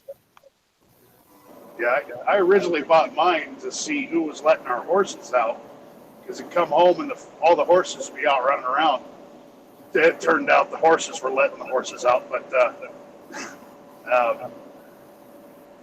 they weren't great for security cameras. I thought horses were supposed to be not that smart. Are you kidding me? Horses can count, dude, and they can do basic addition and subtraction. But I thought that's why you didn't have to worry about pigs in a barn fire, but you had to go in after the horses to lead them out. The horses are going to be in there couching their ribs. But we had one that would get down on the ground and like body slide crawl under the gate and then get out and then let all the other horses out. Horses are like dogs, except I think a little more clever, because they got like a mouth that's like a hand, so like they can, they can fiddle with shit, where dogs just poke at stuff with their nose ever. Okay, so the old axiom that hogs are smarter than horses is not true. I've never been around no pigs, but I can't believe that pigs are smarter than horses. Horses it came from fire. Pigs are pretty intelligent, but horses are very I don't know, instinctual.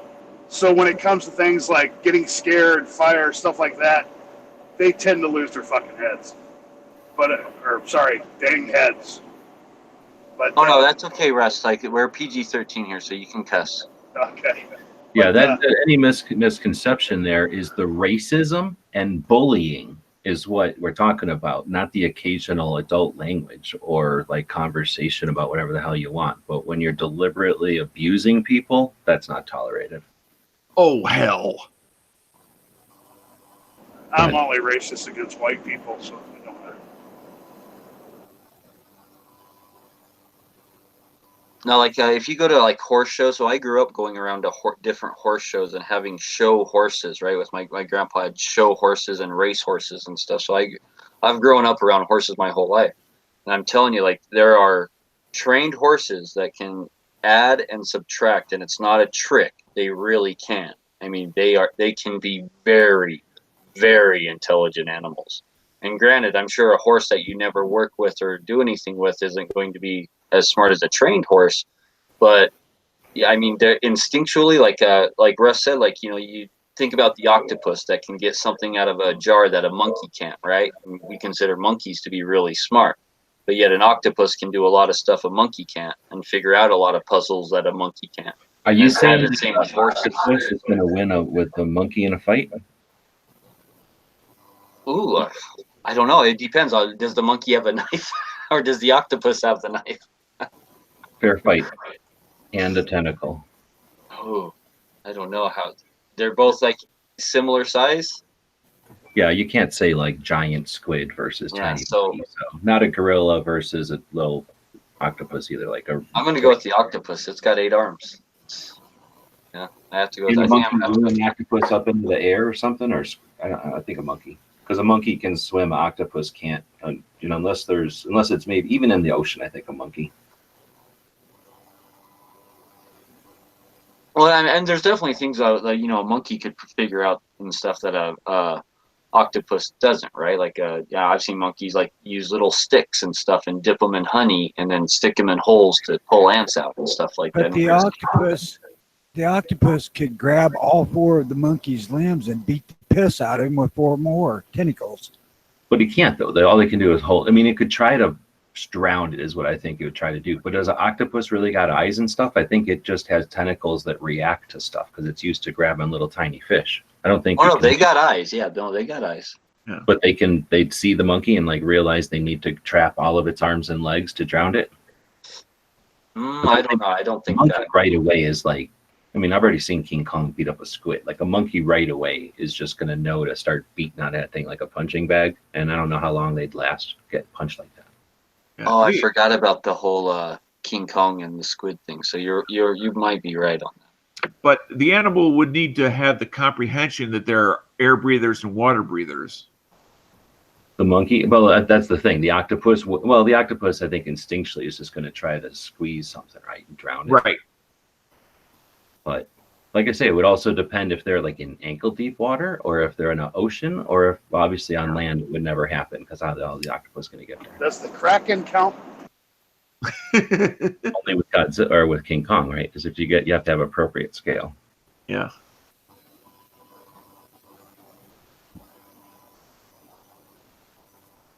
Sorry, you're the one that brought up an octopus fighting a monkey.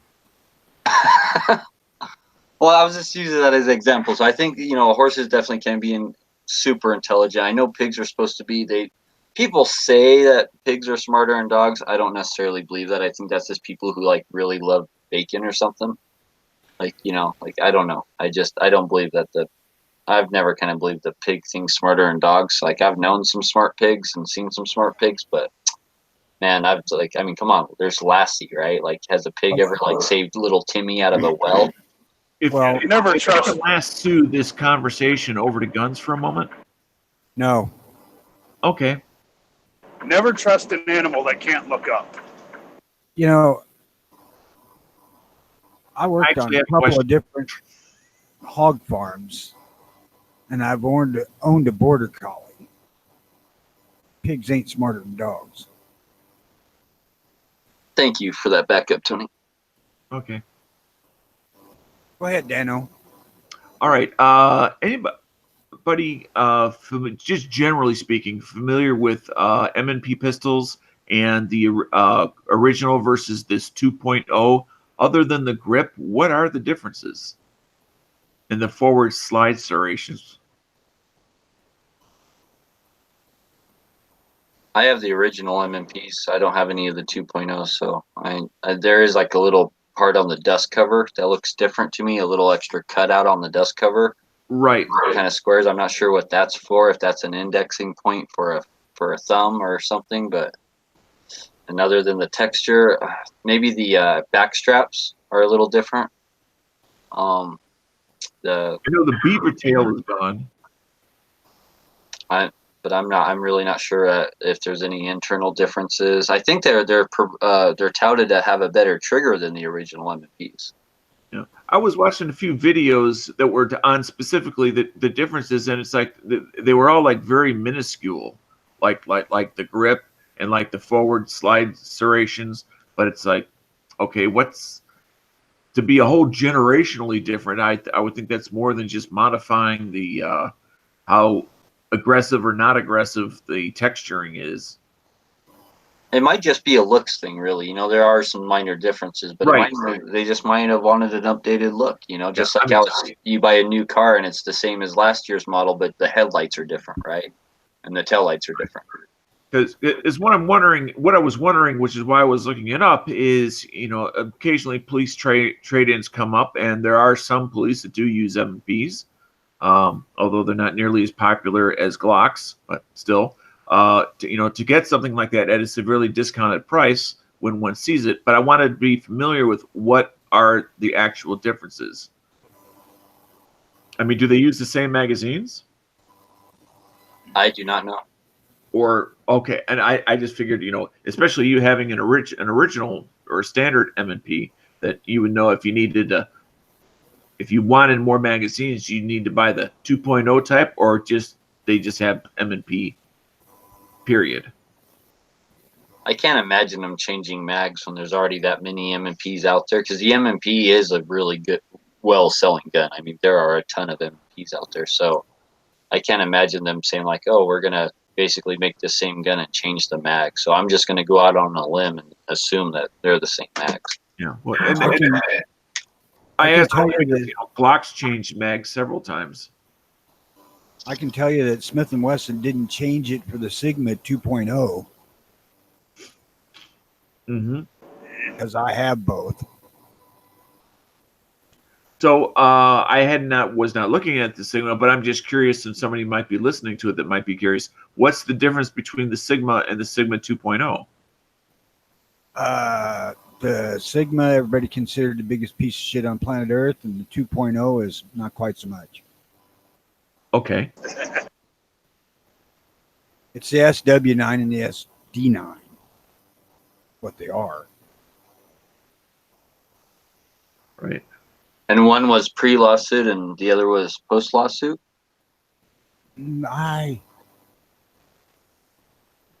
think the one was the reason for the lawsuit. Although the second version is more like the damn Glock than the first one.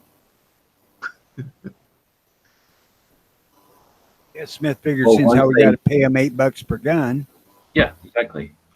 They're like, hey, since we got to pay this royalty, let's just literally copy it, right? Or let's make it whatever. I mean, it makes sense. If you're going to pay that fee, you might as well go all the way. Mm-hmm.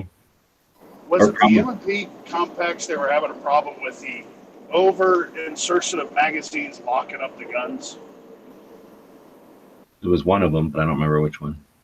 Oh, you're referring to the double stack that was similar to a Glock 26 or a Glock 19? I don't remember. I remember they changed something in the mag wells on the 2.0s to keep the mag from being over inserted because they were having problems with the original one, the gun locking up.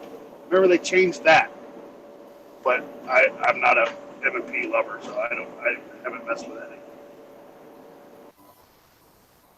So the one thing I will point out about I'm not sure about the 2.0s, but the original M&P that I really like about those is that, like, let's say the 40 and 9mm, those barrels are the same external dimensions. So if you have an M&P 40, you can buy a factory 9mm barrel and drop it right in. You don't have to buy an aftermarket barrel. You don't have to. And the factory barrels you can get cheap for like $60 on Midway and stuff like that. So if you want to, go from 40 to 9, it's literally just a factory barrel, $60, and now you have a 9mm. I don't know why you'd want to do that, why you'd want to go to 9, but I guess if you just want to, like, for kids to shoot or something. Well, let's say practice on the cheap. I mean, but that is kind of unique for a manufacturer to have that, especially in pistols, to have that conversion. And you can do the same with like a Glock 7, like a Glock 22. You can put a factory 17 barrel, but the lockup's not the same, and they're different external dimensions, and it'll still work, but it's not right. You know what I mean? Whereas on the Smith M&P, & Wesson, right. If you have an original one, Smith & Wesson will actually ask you to send your gun in and have a barrel fit for it, because some of the early serial numbers had a different shaped ejection port at the front, and some of the later barrels will not lock up correctly. So you have to kind of watch that.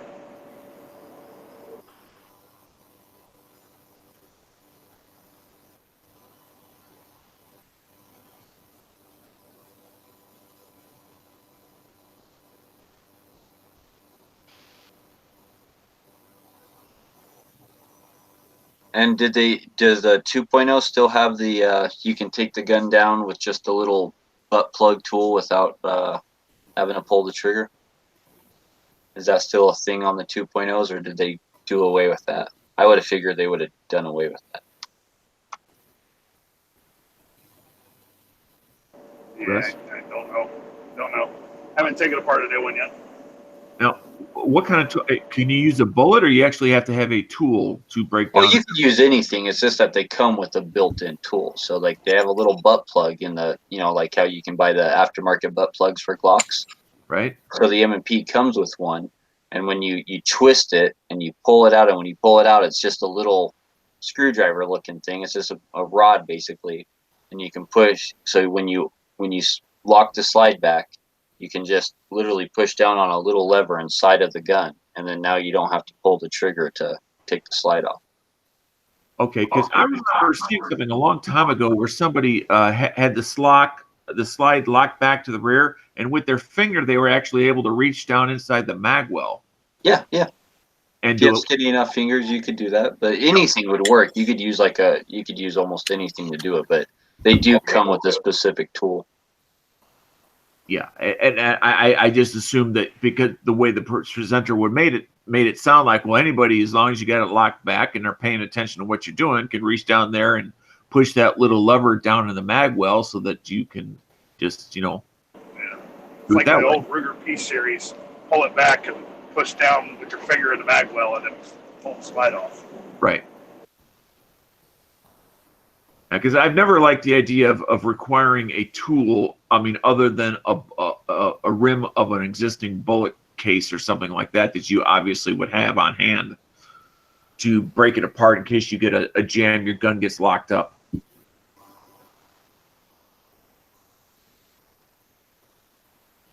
Dude, don't you carry a multi-tool with you?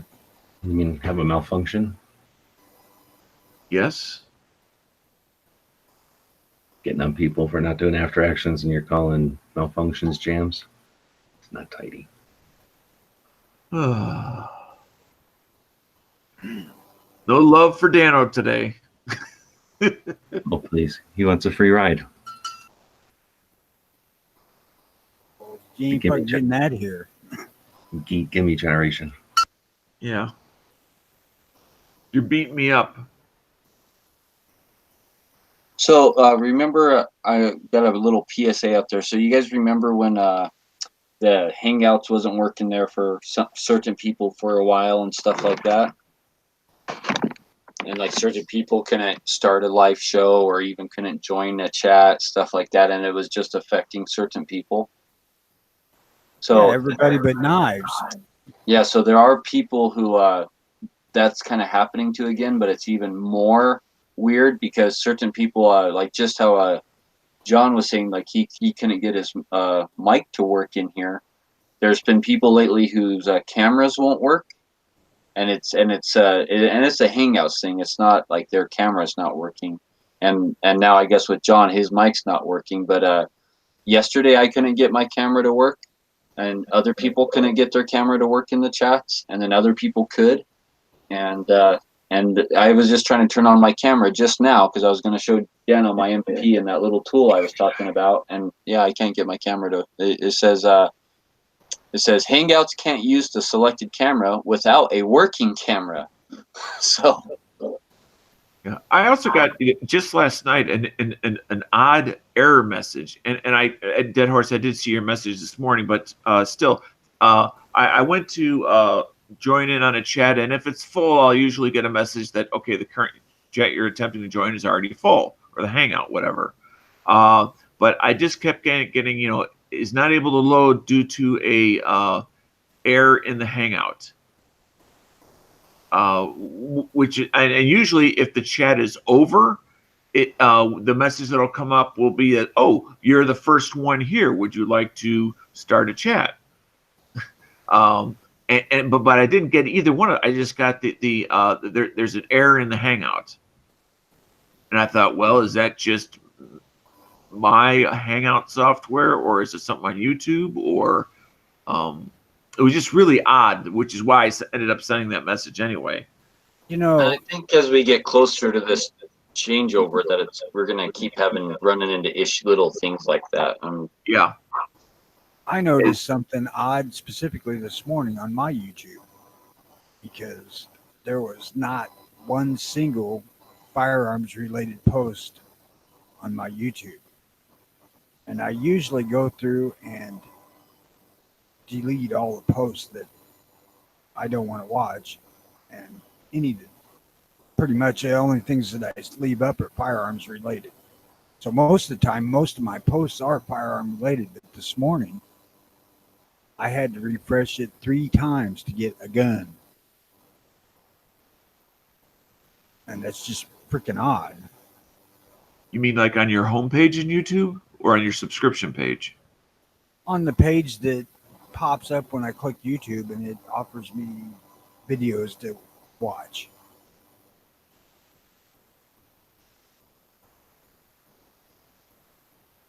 So Woods out there says that bacon from smarter pigs tastes better. So, But not smart enough to escape the hangman. and Smarts ain't what does it, it's the smoking.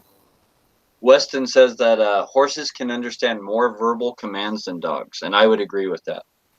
So growing up with show horses and stuff, I would say that horses are capable. I want to say I even read a thing once that said over 60 different verbal commands horses are capable of remembering.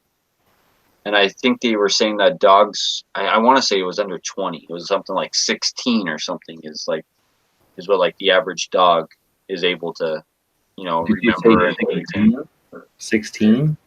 That's what I want to say. They said the average dog. I know that my dog personally has the capability to ignore more than 30 commands. I can tell you that my boss's border collie, which is why I got one, she knew better than 50. On that same thing, she was the smartest dog I have ever seen in my life. But border collies are pretty damn sharp. And I'm sure they're not the only ones. I mean, I know bloodhounds are smart too, but horses don't even know full right words. You got to tell them G and haw for left and right.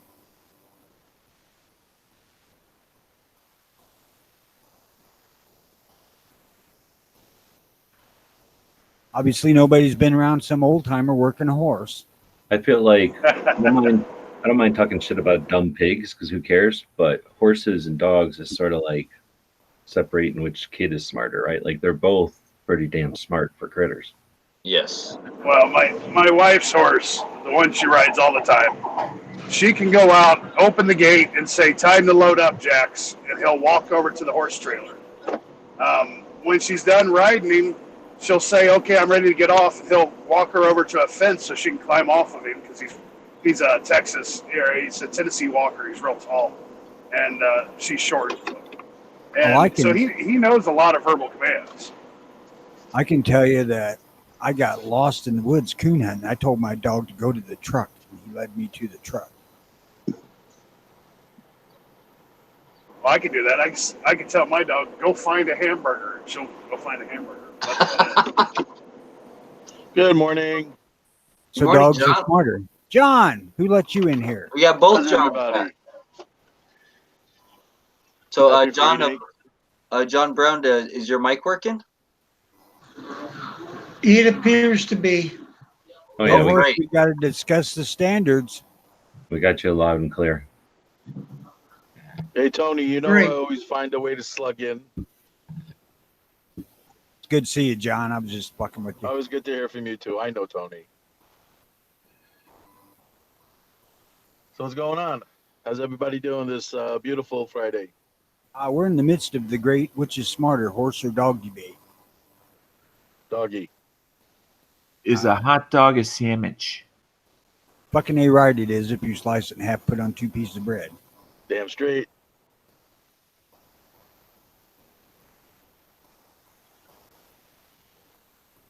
And don't you let anybody fool you, Dana, okay? In Arizona, the horses have their own crosswalks, so they must be smart.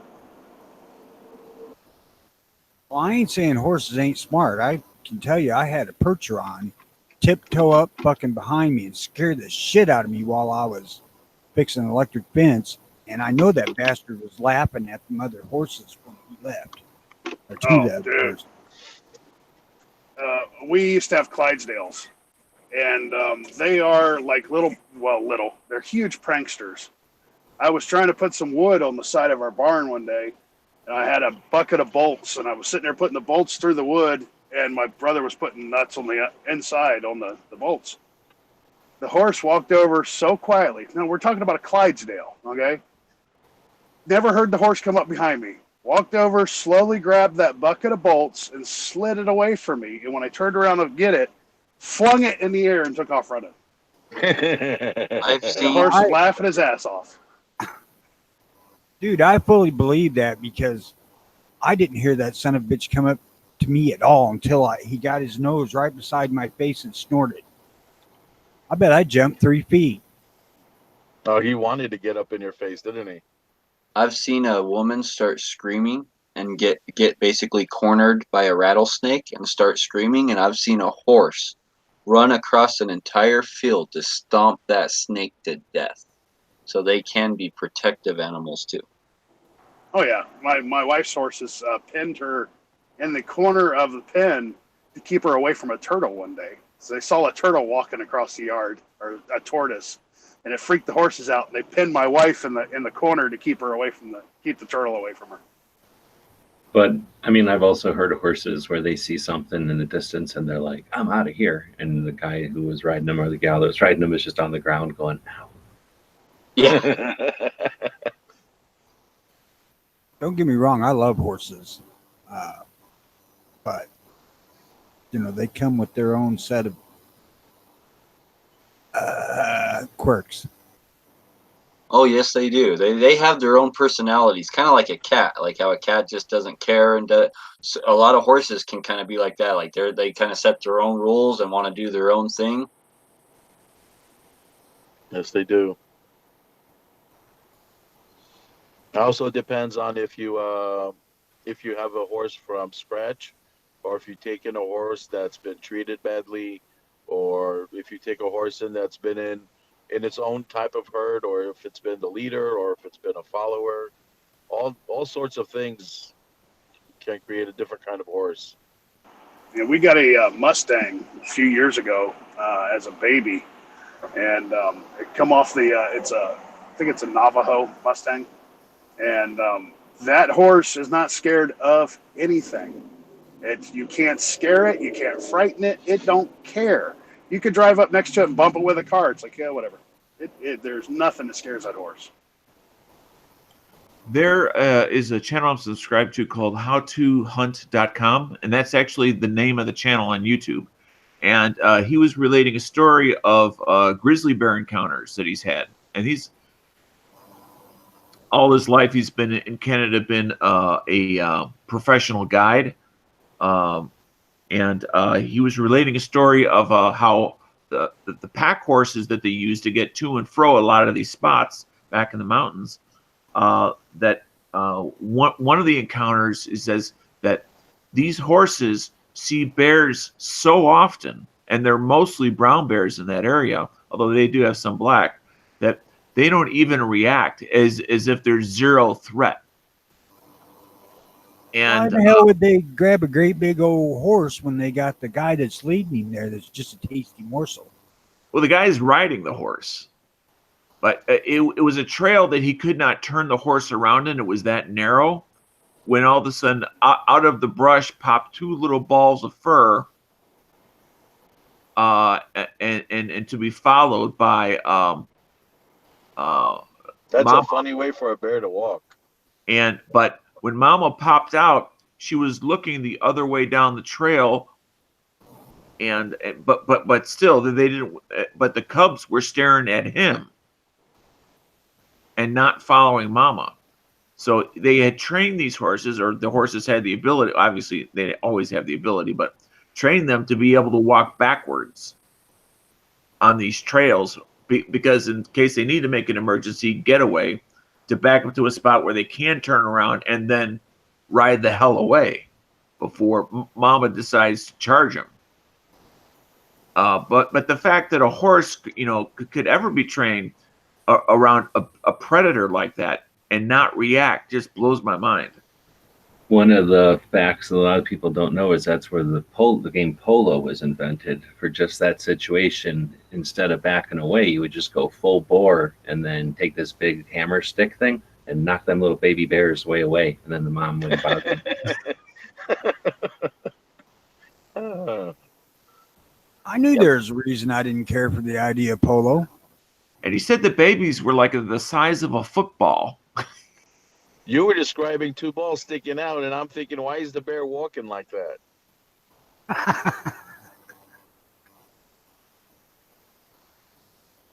So we were talking about horses, and that's how I got. That's my only third-hand horse story.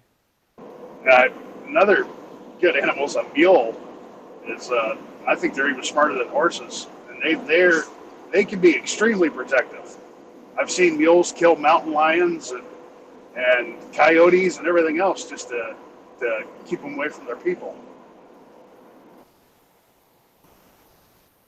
As far as all them equine animals go, my favorite is them big draft horses. I never seen an animal so gentle. Draft Yeah, horses are like the Clydesdales. Yeah, my Shire, that was my favorite horse. She passed away a few years ago, but she was about 8 feet tall. If she didn't want you to touch her mouth to warm her or something, you weren't going to do it. She just put her head up. You couldn't reach it. But she was the most gentle horse you ever seen in your life, like a giant puppy dog. Just follow me around the yard. You know, I let her run the yard loose because, well, she could step over almost anything. But or she would just back her butt into the fence and knock it over and continue walking. Extremely smart, gentle. You could put this most skittish kid on top of her, and she would just walk around, and she would help them, you know, keep their balance on top of her. I mean, she was just a gorgeous animal. So kind of keeping on the same subject, but just twisting it a little. Since we're talking about horses and dogs, which are both animals that you might want to need to do this with, how about gun breaking your animals? Specifically your dogs and horses. Any of you guys do that? How have you gone about making your dogs so they don't just, run away if you're out shooting or whatnot? Or same with horses. I haven't done it for a long damn time, but I used to gun break dogs. I've never done it, but I've seen people do it, and a lot of them that have done it, they use a 22 to start out with. When they go out, not to go out hunting, but just to go out to get the dog start to get used to it. So they would use something quiet like a 22, and then they would work their way up to a 380 or a 38, and then they will work their way higher as they see how the dog progresses with it. Yeah, any dog I hunted with I hunted with 22 because it was coon hunting. I only ever hunted with coon dogs. And most of them, they were absolutely oblivious to guns. I don't recall ever having one that even had any kind of fright of a gunshot. The horse, on the other hand, I watched this one guy. He every time he racks the slide, his horses can be 20 yards away. As soon as he racks the slide, the horses take off. Yeah, because they already know that gunshot is coming. My wife's one horse, Jax, is gun trained. We started him young, and we would take like plastic bags and fill them up there and pop them next to him, and Right. start him getting used to that, to where he wouldn't flinch when we do it. And then she would ride him with a BB gun and shoot the BB gun, CO2 powered BB gun. He got used to that, so then she moved up to a 22 and then a 38. And now he don't give a damn. She could fire a rifle off his back. He don't care. And it doesn't matter what caliber, how loud it is. Well, you don't want to fire a 30-06 next to his head. I mean, that's just punishment. No. Well, But he same could with be- the BB gun. I figured they did it in front of him, so at least he could see the physical action. So when eventually the horse will put the sound and the physical action together to know, oh, it's coming. I don't need to flinch or jump or take off. Yeah, well, you shoot it around him, and then you shoot it from horseback. and he just gets Right. used to the pop. And then you just make the pop a little louder, go to a 22, and then she went to a 38, and she could shoot, a shotgun off his back, but you don't want to do it aimed over his head. I mean, that's just cruel to the horse. But. Yeah. My Even the boss, horse could feel that pain. my boss's horses used to work the carriage runs down in Springfield, and they had to deal with all the noises of the city. Right. I So never seen him be shied of a gunshot. I mean, they didn't experience them very often, but it does happen. I've gun broke both horses and dogs, and one thing I'll say is not every horse or dog is capable of being gun broke. Some just, I mean, they just will not. No matter, it doesn't matter how good of a trainer you are, what you do, what tips or tricks. There are horses and dogs that are just incapable of being gun broke. They will always be, scared and stuff, and that I think that's just a real thing. As far as horses go, we would just lead them and just walk with them and stop and shoot a little single action while holding their reins and just walk them around and just literally walk them around, shooting them, petting them, and and just that's the only thing that we've ever had to do. Now, shooting off of a horse is completely different. Now, I advise most people not to shoot off of a horse. That takes a lot of special training. Especially if you're doing like reenactments or anything like that, or cannon fire, stuff like that. And I mean, like, this, I guess it's probably not a real thing that most people are shooting off of horses nowadays, but you want to be real careful about shooting off a horse. And as far as gun breaking a dog, the only thing I've ever had to do is just take them out shooting with me, let them sit in the car, and I'm shooting, and they can't get out, and they go run around and sniff and pee on stuff, and they see me shooting, and I open up the car door, I leave it open. If they want to go inside the car, they can. But if they want to go out sniffing and peeing and stuff like that, they have to deal with me shooting. And they eventually just brave up to them themselves, and they're like, okay, like, I'm going to go out here. And yeah, there's some loud bangs going off, but they want to go sniff and pee and smell the new smells at the new place you're at. And they'll just kind of just warm up to them this themselves. I've seen the reenactments that people do with the Civil War, like the one Night Strike posted. All those horses, all the guys that were on horses going back and forth between each other, and everybody was blasting off shots. I don't know if it was live rounds, but the same reaction with the black powder. You got the smoke, you got the loud pop.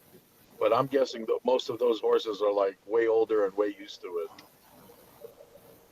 Oh yeah, Yeah, out here they have a black powder shoot, cowboy action shoot horseback. Where you have to pop balloons with you're using wax bullets, but you have to pop balloons from horseback. And so there's a lot of people out here who train their horses so they can shoot off horseback. Yeah.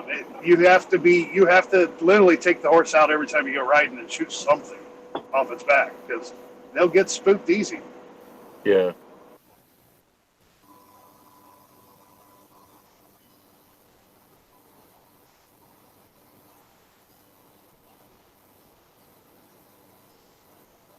I know G-Webs is definitely a big dog person. How have you gun broke your dogs? Have you had to do anything special, or did you just what have you done?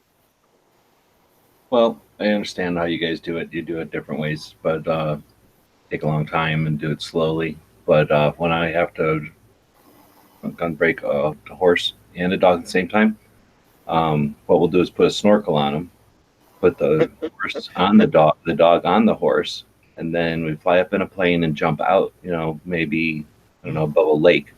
And then as you're parachuting down, you start shooting. Bang, bang, bang, bang, bang. You hit the water and you snorkel to the shore. And then when they get off and they shake off and everything, their gun broke. And it only takes like half you, an hour. the dog, and the horse go up in the airplane, jump out. Yeah, you're on the horseback, dog behind you, snorkels on all three of you, and a parachute. Jump out, bang, bang, bang, bang, bang, bang. Hit the water, go underwater, snorkel back out to the side. They come out, gun broke. parachute broke, and snorkel broke, and it takes like half an hour. Yeah, that'll do it. Sounds like good advice to me. And with my dogs, I just take them out shooting. Like you said, leave them in the car. You know, sit in the car with them while other people are shooting and see how they react to it. And then, you know, shoot a little closer to the car. And like you said, open the door. If they want to come out, they can come out. If they don't, they stay in there. My wife's dog does not like it. If there's a shot, he goes running for the car. My dog, I actually have pictures of her sleeping behind the shooting bench while people are shooting. So she don't care. That's how I do it. You just need to desensitize them, you know. You go out somewhere, you open one door and close the other door, and then in the vehicle so they can go in there. The van's even better. And then you just start shooting way far away. And then whenever they, like that horse said, they're going to get sick of being in there after a while because they want to go run around. And they're going to figure out they can go run around and nobody cares. I mean, you yell at them if they go down range, obviously. You pay attention to them. And then eventually, especially if you have people out there, I imagine it'd be a little different if by yourself, but they've always just come up to see what's going on. They want to get petted and whatever. You could put the water, you know, so like middle between you, so then they come over and drink something. And, you know, maybe quit shooting when they're going to drink so that it's not like a challenge for them. But yeah, they get accustomed to it real quick, right? And then after a while, yeah, they just walk away if you're shooting something loud. Now, would you say there are breeds of dogs that are more prone to accepting the training versus other dogs that just won't have it at all, or do you think it's an individual thing? No, that's dog racist. It's caliber driven. So if you were to take a dog out and shoot a 9mm, that abrasive, angry sound of a 9mm, the violent sound of a 9mm, that's going to hurt a dog's ears. But the warm, vibrant sound of a 45, that's going to encourage a dog to become a gun owner and a Second Amendment advocate. Oh, for Christ's sake. Or at least join AARP. There you go. I've found the lazier the dog, the less they care. Yeah, it's all about how high strung the dog is. Like my little Chihuahua, it'll come out in between breaks and stuff, but as soon as you start shooting, it runs back in the car. You know, and so I don't know if if it's a dog breed thing or not. I think it's just a personality of the dog, how high strung they are, and just stuff like that. Just they all have their own personalities, right? So it's more based on individual, or the individual dog. I would like to think so, but I haven't had every dog breed or anything like that. You know, I've probably only had a handful of different types of dogs in my life, so I'm not sure about that. You know, I train coonhounds, almost 100% of the time they're run with pups or run with old dogs, because that's the only way to show them what they're supposed to do. So being out there with them gun broke dogs, they tend to stay with them even at the sound of a gunshot because they're waiting for the reward at the end. It was always really easy to break a coon dog to guns. My basset hounds, I've had 3 of them. All of them did not like to go out shooting, but hunting, they didn't care about the sounds of the gun. Well, go out shooting, they would yipe and run back to the car. But if you're out hunting, that gun meant, oh, it's time to play, and they were out there working. You know, they were out there having fun. All right. So just because your dogs didn't like to go shooting, did they mind if you went shooting with them?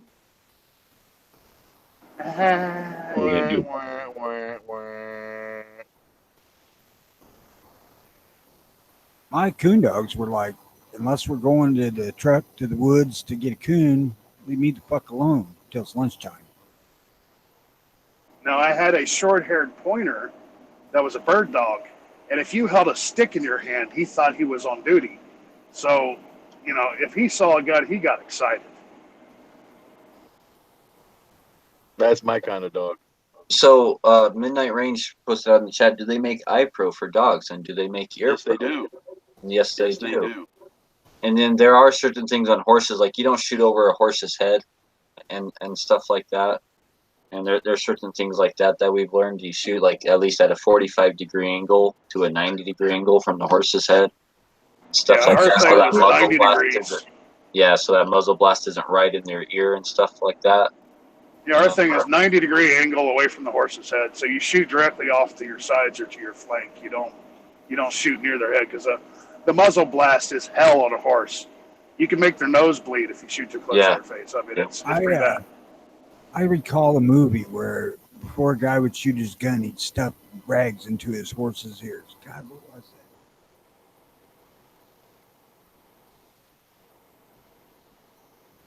that? And that's also another caliber thing, right? So that's why maybe like certain firearms, like maybe a 30-30 or something like that, or even this 22s. You might not want to be shooting a 300 Win Mag or something like that, like right next to them. And usually my dogs, like even the dogs that I've had that were just super friendly around guns and gunshots and stuff, they would still stay back from you a little ways. You don't want necessarily, you might not want to be shooting with the dog right there at your feet, and stuff like that. So you just want to be conscious of that. Just like you want to, shoot with a gun barrel next to someone else's head, you don't want to do that with the horse.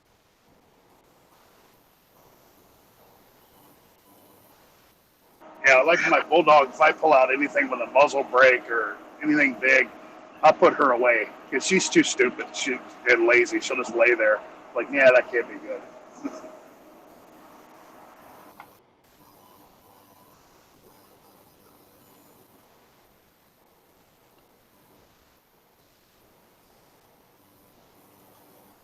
Active earmuffs for your canine. I think I've just thought of $1 million idea. Damn it. Passenger side of my new truck just quit. Passenger side window just broke. Fucking it won't roll up. Brand new damn truck. Did it come off the track? It might have just came off the track. No, I don't think so. It popped. I think the freaking governor broke in it. The cable.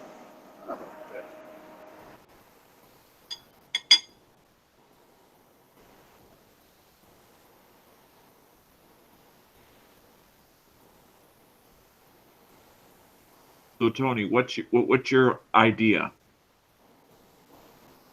I just said it. Active earmuffs for your dog Oh, or horse. I just heard. I didn't hear that word, earmuffs. That way they could still hear commands, but you could shoot a freaking cannon. I don't know about a cannon because they're going to feel the percussion. Oh yeah. It's a joke. I know. I'm just poking fun at the joke, and you're too goddamn serious. If I was too goddamn serious, I wouldn't be joking. It's hard to tell sometimes, Tony. If you were any closer, I'd pee in your coffee. I believe that. Not enough housebreaking in for Dano.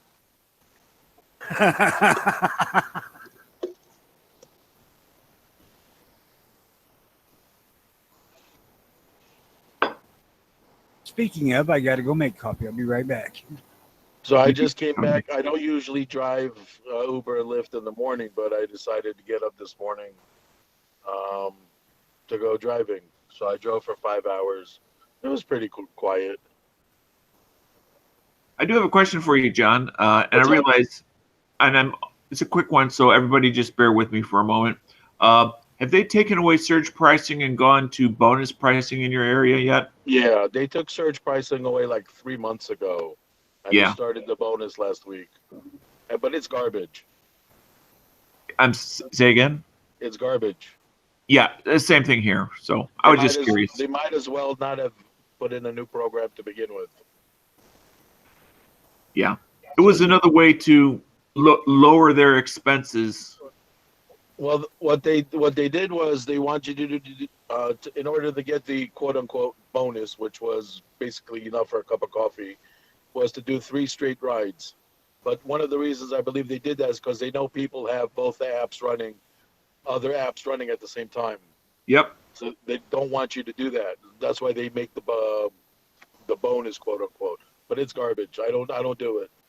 Yeah, that's why Lyft changed their software so it wouldn't work with the third-party app called Maestro. Yes. Well, no, Lyft and Uber were working with Maestro over a year ago. That's not new.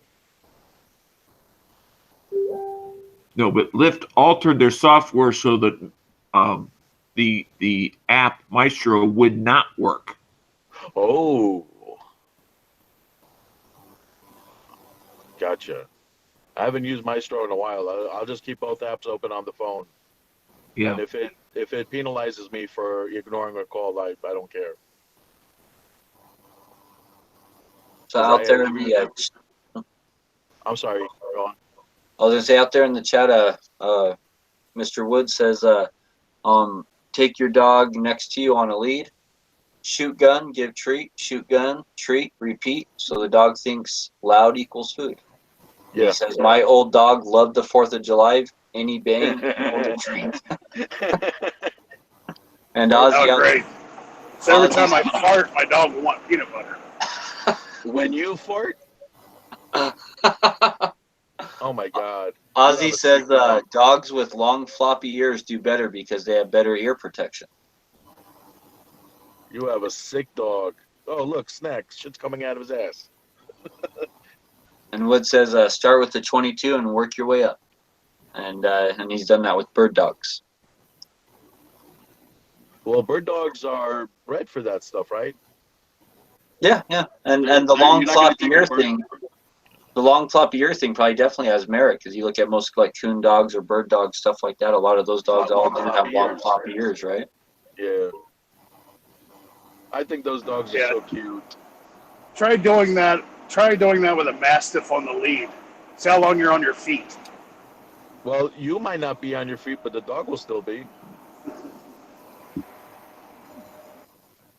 What the hell are you suggesting John does to a dog? Is the I don't dog know. getting There on was top something of about me, peanut or am butter. I getting on top of the dog? Okay. I didn't know where you were going with that, Tony. Well, I just walked back in here, so I just heard try doing that with a Mastiff.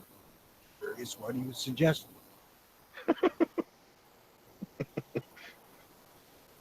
Having your dog on the lead and taking a shot and then giving it a treat, take a shot, give a treat. Yeah, that works for some dogs, but yeah, my dog Rock, if he took it, if he would have been around his first gunshot and I had a hold of his lead, I would be like 3 miles out in the desert somewhere. Mastiffs are such sweet dogs. I love Mastiffs. I've had a couple of bloodhounds that you go where they want.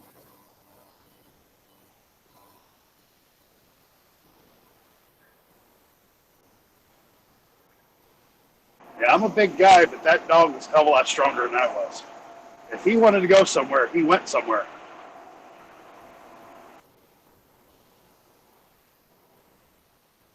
Now, if you don't need your arm, just hold on to the leash.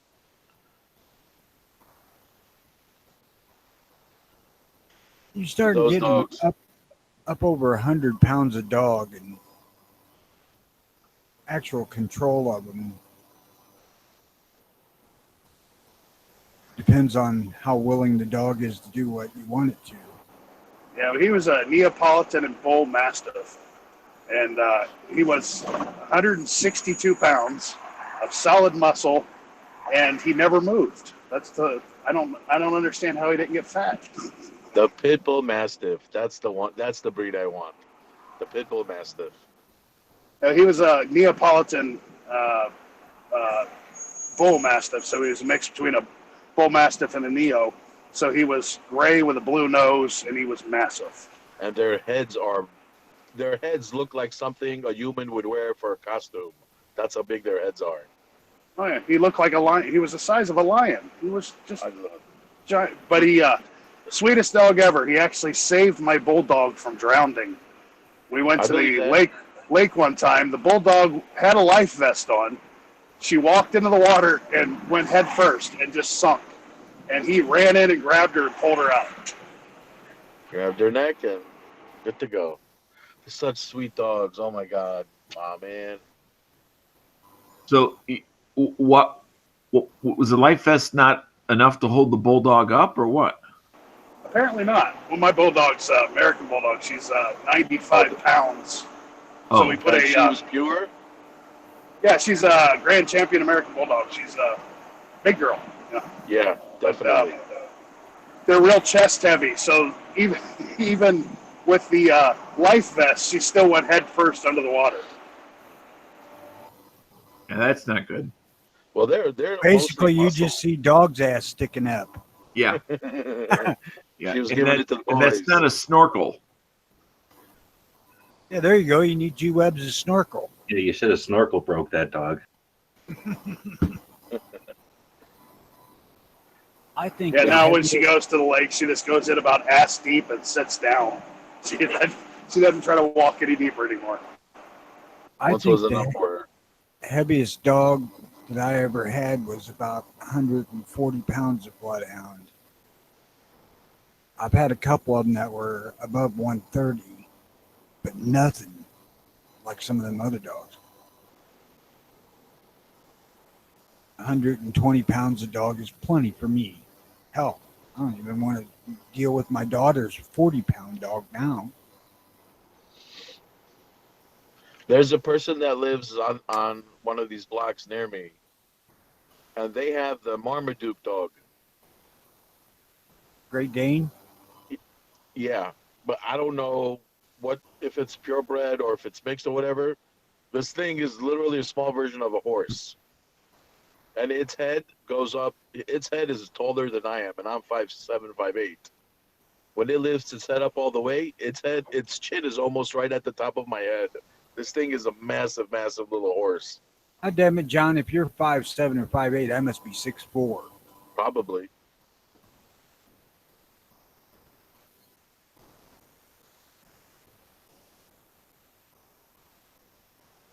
But again, that's one of the sweetest dogs I've ever seen. Also, all floppy everywhere, very playful. What a sweetheart of a dog. We had a person raise them things here in town. Show quality. Marmadukes? Danes. Yeah. And yeah, them are big bastards too.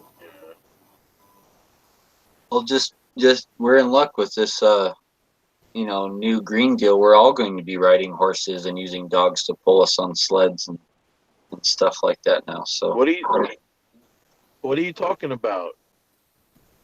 Don't horses for it also, or is it just the cows that are gonna wipe out? Oh yeah, no, it's just the cows. They don't care about any goats or horses or chickens or none of those. It's just I've heard from the Green New Deal that horses taste just like cow anyway. Horses only got one stomach to make parts out of. Cows got like 7. Wow. Yeah, they got to go. The cows got to go. They're too dangerous. That's why I try to see as many of them killed as possible. Line them up, baby.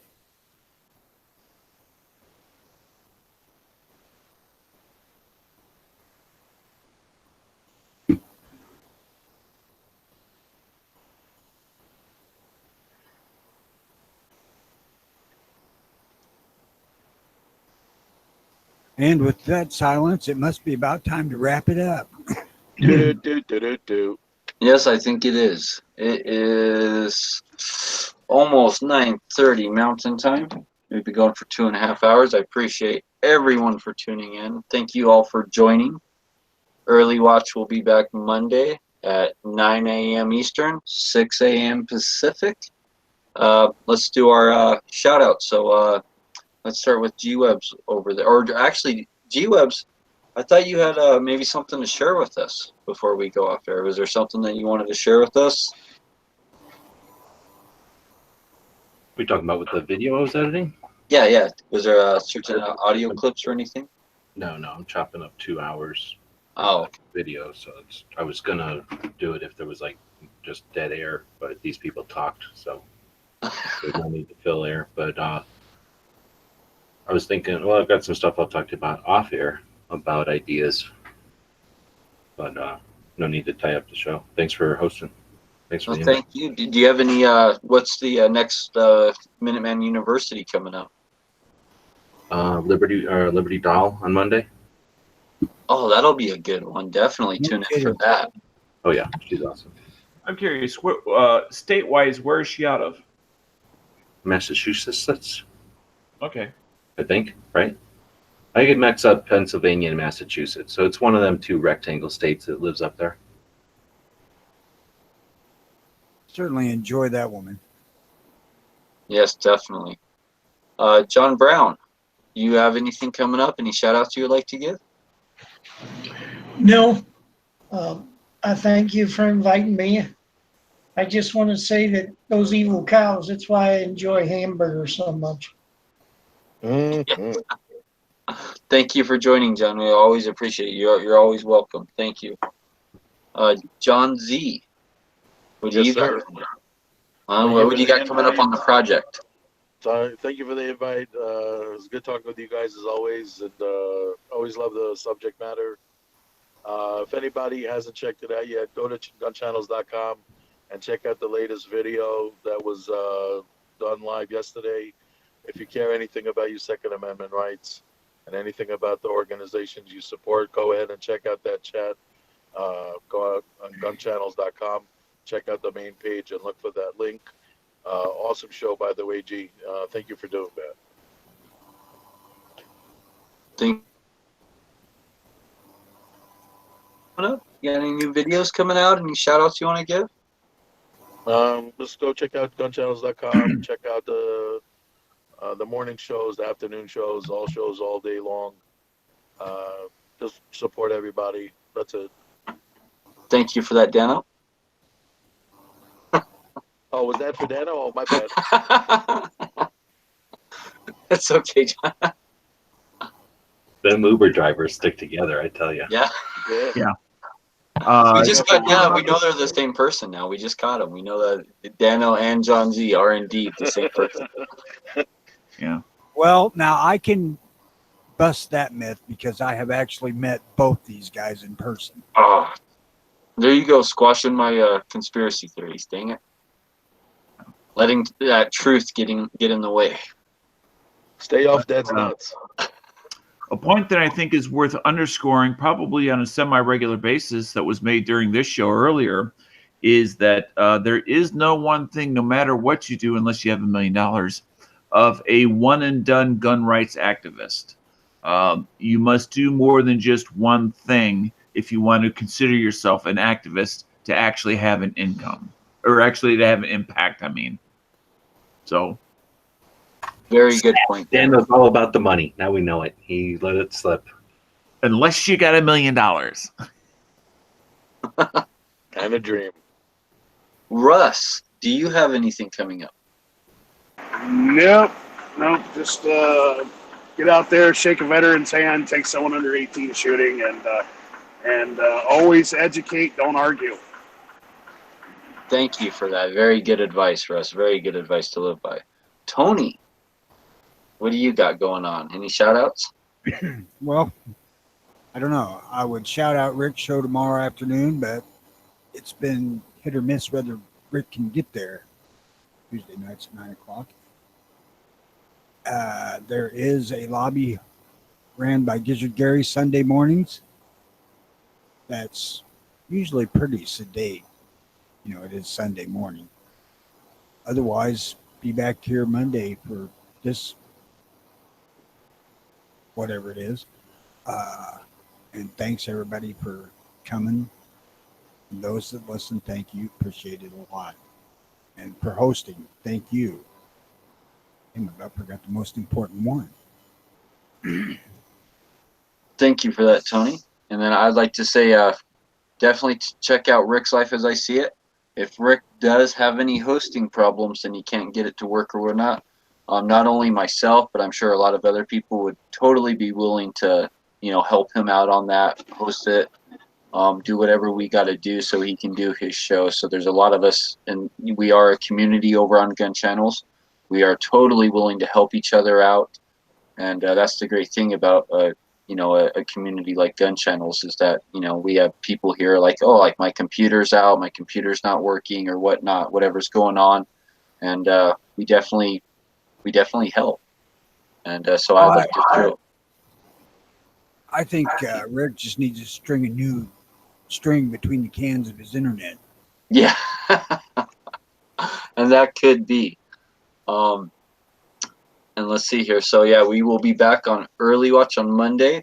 There will be a lobby over on Gun Channels today, open to anyone. Links will be posted on the front page of Gun Channels. There is a room over there, Gun Channels Lobby. So it's gunchannels.com/Gun Channels Lobby. All one word there at the end. When just for the audience, so they're aware. As far as like hours from now, when will that be beginning? That will be beginning probably within 10 minutes of this show ending. Oh, okay. And I will post that link both out on the.